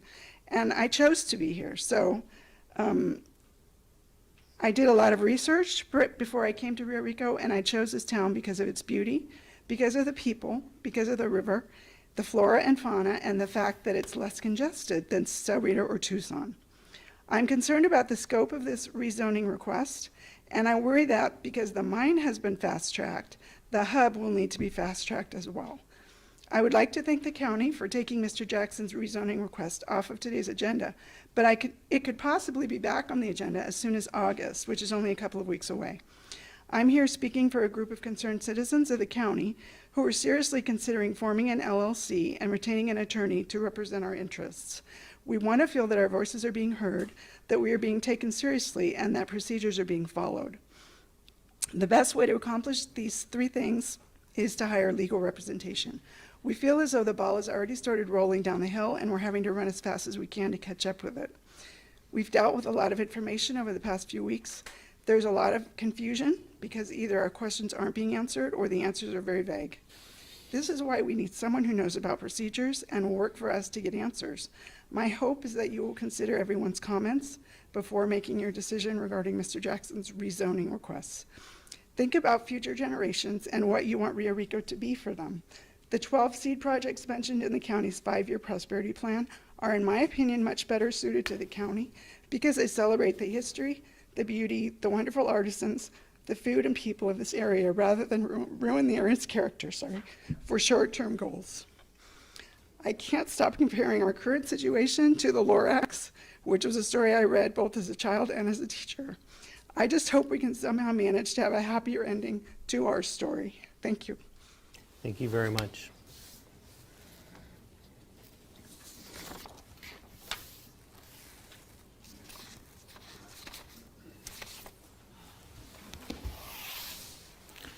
The next person is Ben Klein. Ben?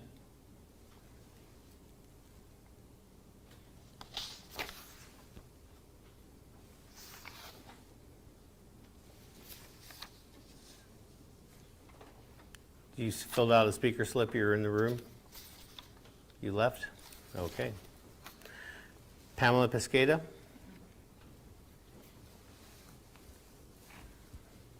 Good morning, Pam. Good morning, Board. Good morning. Ladies and gentlemen, neighbors. I realize the Board is being kept quite busy, engulfed with issues regarding Andrew Jackson and his proposed rezoning request, which personally I find devastating to our community and our beautiful Santa Cruz Valley River. But I'm not here to opine on that disastrous situation. I'm here to complain about an issue in my own backyard. On May 1st, Lourdes Garrett and I visited Robert Rojas at the Planning and Zoning with documented items downloaded from the county's website regarding a violation of our residential zoning R2. At 407 Rio Rico Drive, a beautiful home was built by Esplendor Builders, Luis Renteria. This home has since become a construction storage site for materials and vehicles for Esplendor Builders. This violates the R2 zoning code, residential zoning code. Equipment, storage pods, company vehicles, workers' vehicles, construction materials, porta potty, and a travel trailer which seems to be used as an office, or perhaps that's where Mr. Renteria is living, on the property, and the mess seems to increase with each week. I spoke to Frank Zillen about a month and a half ago, and Lourdes attempted to reach out to our supervisor, Bruce Bracker. Frank Dillon promised to get back to me and never did, and Bruce simply never got back to Mrs. Garrett. So much for your ability to communicate, Mr. Bracker. Why is it taking so long to rectify this zoning violation? I understand they have to go, it's a 30-day this and then 30 days for that, but this is preposterous. May 1st, we are tired of excuses. If any of us attempted to sell our homes on Avenida Gándara, looking out to this house on Rio Rico, well, that mess would absolutely deter a possible sale, because no one wants to buy an expensive home looking out at a junkyard full of trucks, pods, and such. So what we'd like to know from the board is, when can we expect a cleanup and correction for this obvious violation of a residential R2 zone? And I'm a realtor, and I have to obey these rules. I could not sell property to 2 customers that I had because they don't allow goats. Yet I see goats everywhere in Rio Rico. So you guys need to get yourselves organized and get something done about this mess, because all of us are sick at looking at Mr. Renteria's daughter's junk in the backyard. Thank you so much. Thank you, Ms. Pesqueda. Thank you. And I have been in communication with Ms. Garrett. That's news to me, Bruce. Well, can I tell you, Pam? What can I tell you? What can I say? Ms. Redpath, we already called on you. Susan Fabian.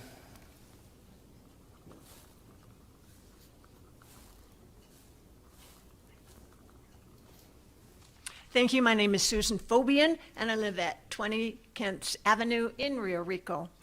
My husband and I moved here in 2000. We moved here because it was beautiful. We bought a lot of lots and we sold a lot of lots. When he passed away, it made a lot of sense for me to consider selling the house and taking one of our lots and putting on it a very cool container house. It would have been awesome. But that isn't allowed by code. I looked at modular housing. It's not allowed by code. If we're looking for more affordable housing in the area, I understand that you have not revisited the zoning since 1970. You guys weren't on it. But it seems like we're not keeping up with the times. And truly, affordable housing and housing is such an issue here. I can understand you're not wanting to have, mobile homes. I can agree with that. But rammed earth, container homes, which right now you can buy at a bargain, containers in Arizona.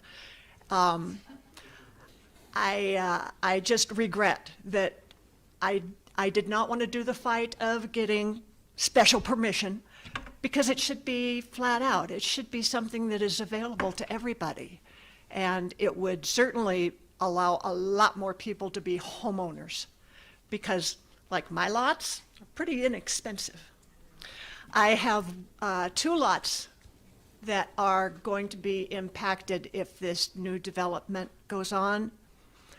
I am considering not even listing them anymore, because should anything happen, and sadly accidents happen, then they would be exposed to the poisonous of the manganese. So I'll have to pull them off the market and just keep paying property taxes on them, and that's a pity. So I thank you for your time. I appreciate your consideration on this. I think you're seeing the gravity of what a lot of us feel would happen if this project goes through. Thank you. Thank you, Ms. Fabian. Norma Domprier?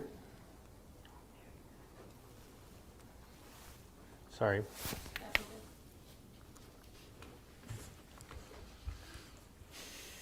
Hi, good almost afternoon, everyone. My name is Norma Domprier. I live at 420 Camino Josefina in Rio Rico. And I'd like to propose to the board to start maybe creating things a little differently. The proposed development for Mr. Jackson seems to be a cookie cutter development that's on every highway USA. Warehouses with minimum wage jobs, asphalt, office buildings, truck stops.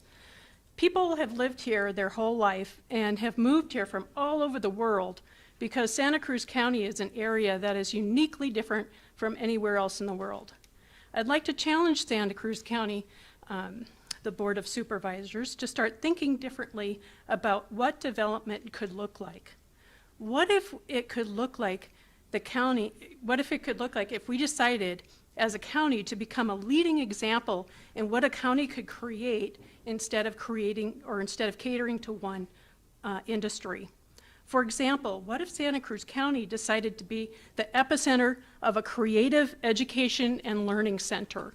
What if instead of building a one-dimensional training facility for mines, the developer created a multi-dimensional training facility that taught kids leadership skills, innovation skills, entrepreneurial, technical, international trade relations, we're right next to the border, and environmental relations and environmental stuff.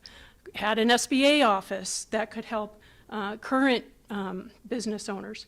We have hundreds of amazingly smart local business owners, retirees, and entrepreneurs that can help teach and mentor people, especially the young ones. We could develop pop-up learning centers. We could ask graduate students from the university to do a study on what we could create instead of an industrial area in the Palo Prado area. Imagine what kids could accomplish if they had this diverse of skills and not just create, like I said, a one-dimensional mining facility. I would also like to encourage all of the supervisors to read Isabel Cristina Flores' 1999 award-winning essay posted in the lobby. What would it look like, and everybody here should read it, it is amazing. She was 13 at the time. What could it look like if we created that? What if we created our own cookie cutter instead of using the one that everybody else uses. Something uniquely different, just like Santa Cruz County. It would be more difficult than putting up warehouses and pavement, but it could be much more enriching than, and having the community work together to create something together. Thank you, appreciate you. Thank you very much. Catherine Ituli.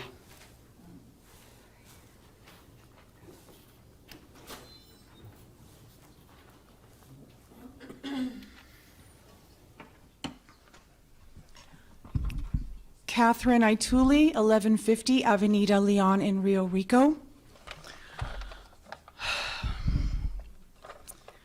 When we voted you in as supervisors, we expected you to uphold the best interests of your constituents.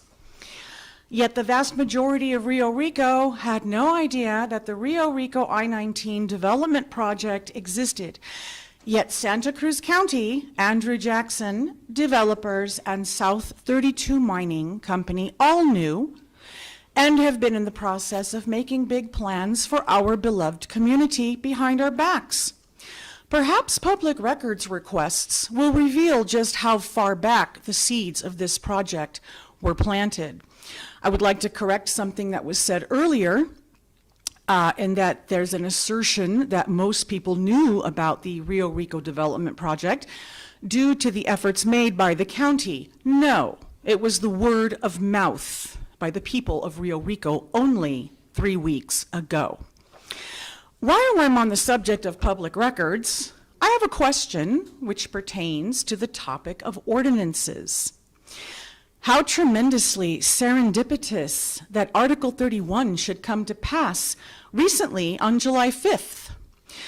Is Santa Cruz County creating ordinances that give teeth and legs to future projects? I do wonder how many ordinances past and present will be used to give teeth and legs to this and future projects. I also wonder who wrote this most recent of ordinances, and moreover, why?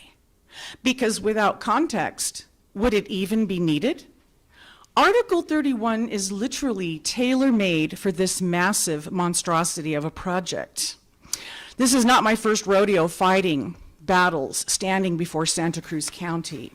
Not long ago, I fought a cell phone tower that my neighbors and I in Rio Rico did not want. Miraculously, with only 48 signatures before the Board of Adjustment, we actually won that case, which meant that by law, the big telecom company could not come back and reapply for their conditional use permit for 12 months. Yet, only 30 days later, they were allowed to come back to reapply. I asked community development why, and guess what I was told? The big telecom that we had just won against only a few short weeks prior got to come back because of what? An ordinance that had just passed. Does that sound familiar? Can you say Article 31? Okay, so we lost the second round. Because the county had to capitulate because federal law gave great big powers to the telecom industry. So big were these powers that if the county did not approve their application in a timely manner, the telecom could sue the county. Is this the same thing that is happening right now in this case? Again, I ask, is the county creating ordinances that give teeth to future projects? Thank you. Thank you, Ms. Ituli. Ed Pearl.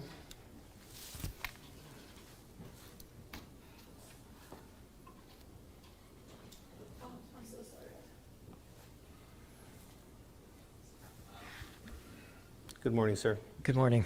My name's Ed Pearl. I live at 438 Rio Rico Drive. And yeah, my concerns are similar about the South 32 mining project. I'm very concerned, as I know many others here are, about the ore being brought to Rio Rico, transported by truck to Rio Rico, and then loaded onto trains. As many of you know, the manganese is very toxic stuff. And I've been told that it's going to be in sealed containers and all that, but honestly, I don't buy it. I just don't buy it. This stuff is so toxic. And I've recently was told by a reliable source approximately 280 loads a day of truckloads a day will be coming to Rio Rico if this goes through. So the chances of an accident are very high when you're looking at that high of numbers. So, if they have a truck spills, all that stuff, even if it's in a sealed container, we're looking at a big disaster. Let's see. And so I think there's got to be other options, and I would like to know why they couldn't truck this stuff on Highway 83 up to Tucson that way. The road might need to be widened or something like that, but I'm sure South 32 has the money to pay for a double wide, to widen that road as much as needed. There's railways right alongside the I-10. It could be trucked that way and not have to go through near the population that it would over here in Rio Rico. Let's see. The other thing about them South 32 wanting to put their headquarters in Rio Rico, I've heard some people say Nogales is like a ghost town these days. I don't know about that, but there's a lot of empty buildings in Nogales that could be used for their headquarters. Why do they need to build their headquarters in Rio Rico? It's really not necessary when there's plenty of room in Nogales, which is closer to Patagonia. And then again, about the farm fields, the part of the Baca float, this Treaty of Hidalgo from 1848, and all this time it's historical, all this time, and then it's going to just be destroyed. I mean, it just, to me, that seems crazy. The historical significance of that is tremendous. I think it should be preserved. I was talking to one of the few that I've met in Rio Rico who's in favor of this, and he said, I can't eat a tree. And I said, well, you can't eat a house either, or a warehouse or whatever. You can't eat that either, but you can sure eat food that's grown on crops, grown in farm fields. And there's such a problem, in this country already of farm fields just disappearing by the thousands of acres for development. So I think we should protect those farm fields. Okay, I guess I'm out of time. Thank you very much. Wendy Islas? Wendy? Thank you.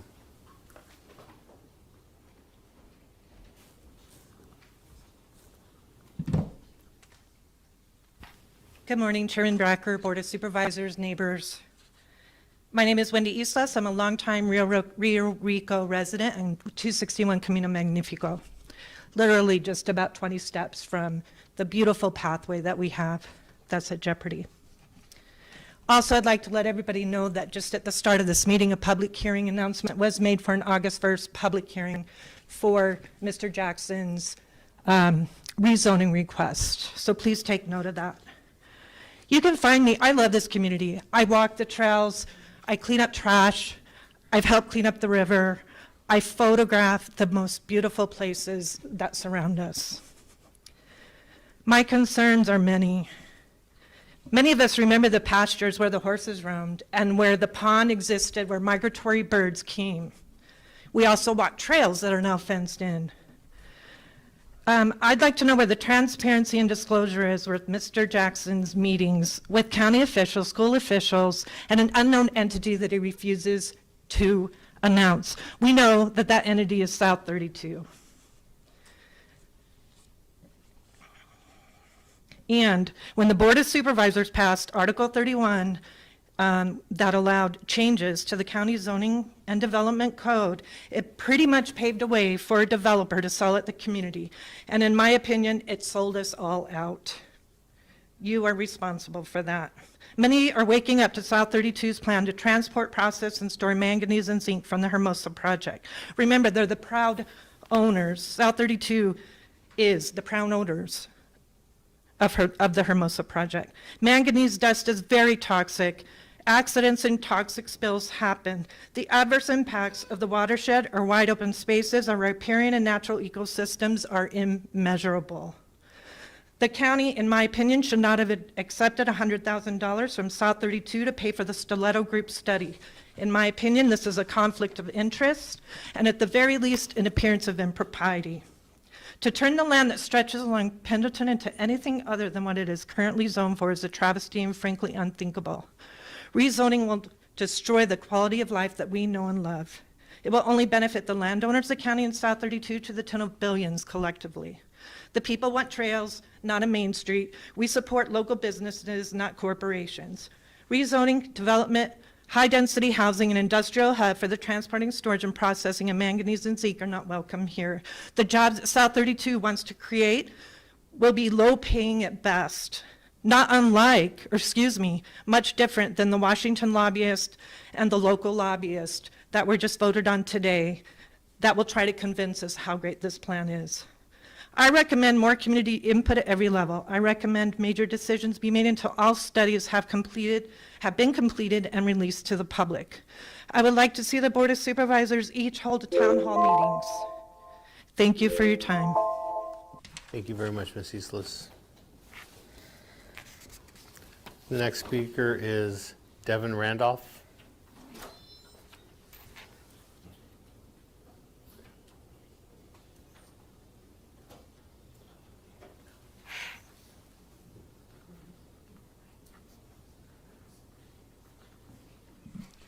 Morning, my name is Devin Randolph. I live at 431 Tonichi Court in Rio Rico. I'm a long-term resident, 45 years in Rio Rico.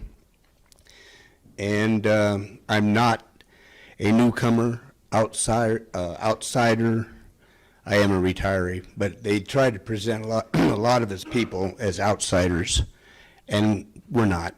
I've raised 6 children in Rio Rico. There are educational opportunities in Rio Rico. I designed that county seal that was up on the screen that's on the corner of your papers. I designed that 42 years ago.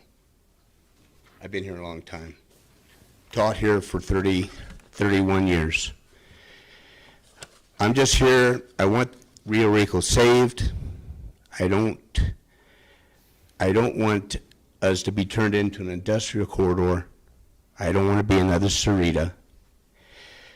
There's already mining signs up at Palo Parado on the west side of the highway.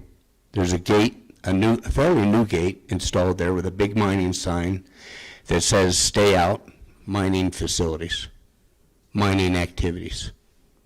That's news to me. Last time I was there, a couple of years ago, that wasn't there. What do we want? Or what do we demand? No ore transfer facilities in Rio Rico. It can't happen. No ore processing facilities in Rio Rico, or any other heavy industrial manufacturing. That's not what Rio Rico's about. No mine control center. I was wondering, why are they putting it 35 miles from the mine? Then I find out, well, they're going to bring in all the ore and transfer it to the rails here. That's why they want the center, the mining center in Rio Rico. We're not against growth. We're not against small business. There's been growth in Rio Rico. And there's an area on the west side of the highway set aside just for that, with the roads and everything already in place. But it's got to be the right kind of growth. We don't want manufacturing, heavy manufacturing. We don't want mining facilities. Don't want you to sacrifice our community. And we just, think there's a lot of other areas in Santa Cruz County where there will be a lot less environmental impact for such facilities, not the river. Andrew Jackson is not the great philanthropist. He's already restricted many hiking areas and horseback areas in Rio Rico to the public. Thank you. Thank you very much. Catherine Lilly.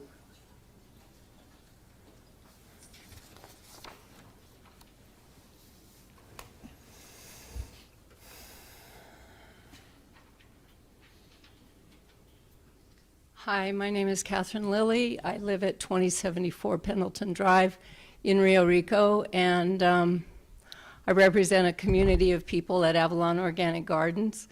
We own about 330 acres there, and our lands border the river. I think what everyone has said here is a message to you that this proposal lacks any vision, it lacks any ingenuity, it lacks no imagination, and it smacks of history repeating itself from coast to coast in this country. We've seen this development, lands ruined by mines, communities destroyed, cultures of people, their lives never the quality. Quantity does not equate to quality. So I think you need to listen, hear what the people have to say. They've voted you in. They're asking you to use your imagination. Do something different in this beautiful valley. We have a lot of ways to clean this up, but to do this at the expense of all of our natural resources, to destroy what's little is left of the ag land. Andrew Jackson had the opportunity to begin a really forward-thinking, regenerative farming program, and he's thrown it aside for the almighty dollar. And everyone here pays. Thank you. Thank you very much. Is there anybody online who would like to address the board?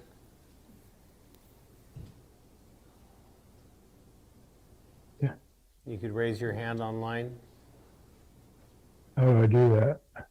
Oh, well, I'm going to just call on you. Ron? Who was that? Bob Jacobson? Bob, you know how to raise your hand online. You see me? There you go. How you doing? Okay, I'll begin and be very brief. My name is Bob Jacobson. I live at 53 Sonoda Drive in Red Rock Acres, Patagonia. I'm speaking to encourage, can you hear me? Yes. Yeah.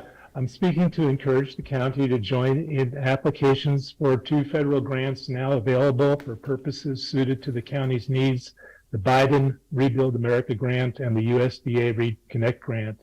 Each is now inviting applications from jurisdictions like our own. These very substantial grants, I mean really big, are well suited to Santa Cruz County's purposes for generating new industry, education, and jobs. The initial grant applications are due next month. They didn't give us a whole lot of time. We cannot afford a delay.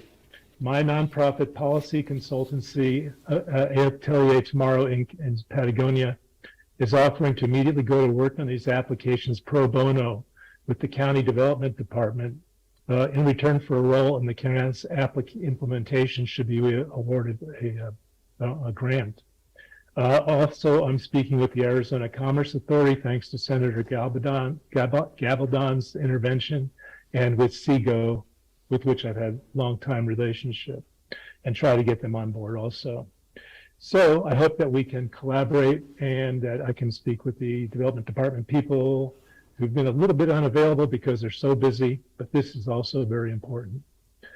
Finally, I want to thank Supervisor Bracker for his role as chief chef at the recent Voices of the Borders charity event held last week in Patagonia. His superb kitchen was one of many highlights at this very special occasion in support of recent immigration rights and responsibilities. Thank you very much, Supervisor Bracker, and thank you to the board. Thank you very much, Mr. Jacobson. Is there anybody else online who would like to speak or address the board?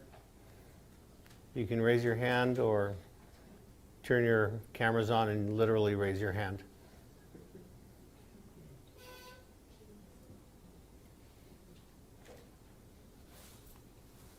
Can you swing back into the other screen and see if there's anybody over there? Is there anybody online who would like to raise their hand or turn their cameras on and literally raise their hand?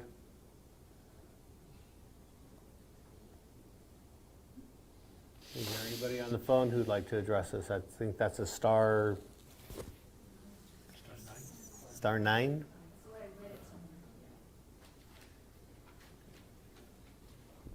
Okay, is there anybody else in the room who would like to address the board that didn't fill out a speaker slip but would like to address us now? Kathy?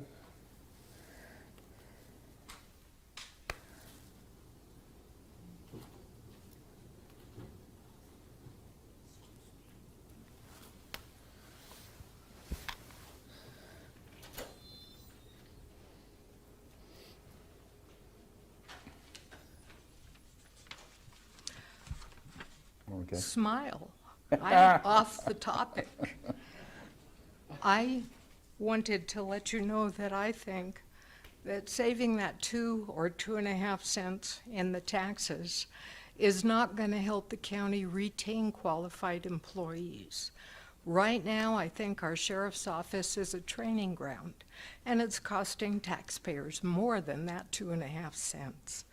By the time that they go through post and spend a year with a field training officer, you've got 2 men doing the job of 1, twice the salary, not saving money. A number of clerical employees who are making only minimum wage are working second full-time jobs. I just think it's better to pay the people who actually do the work in this county that 2.5 cents than save my taxes. Because I'd rather spend a little less to get the quality than have the taxpayers foot the bill for all of the extra training and retraining for everybody that has to keep moving on. Thank you. See, I didn't bash you. Thank you, Ms. Quintana.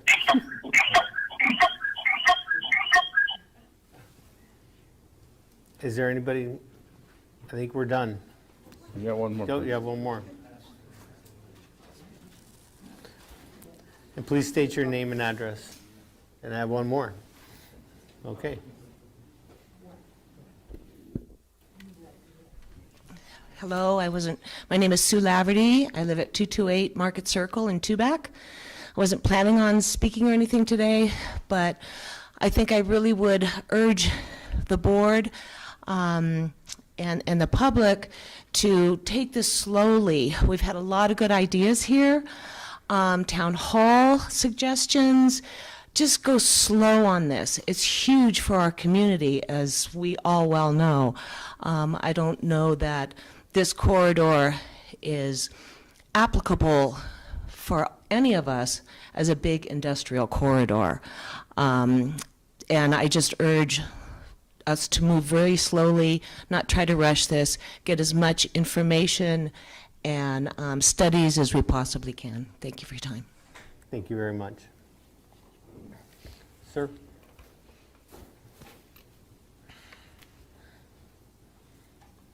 If you just state your name and address, please.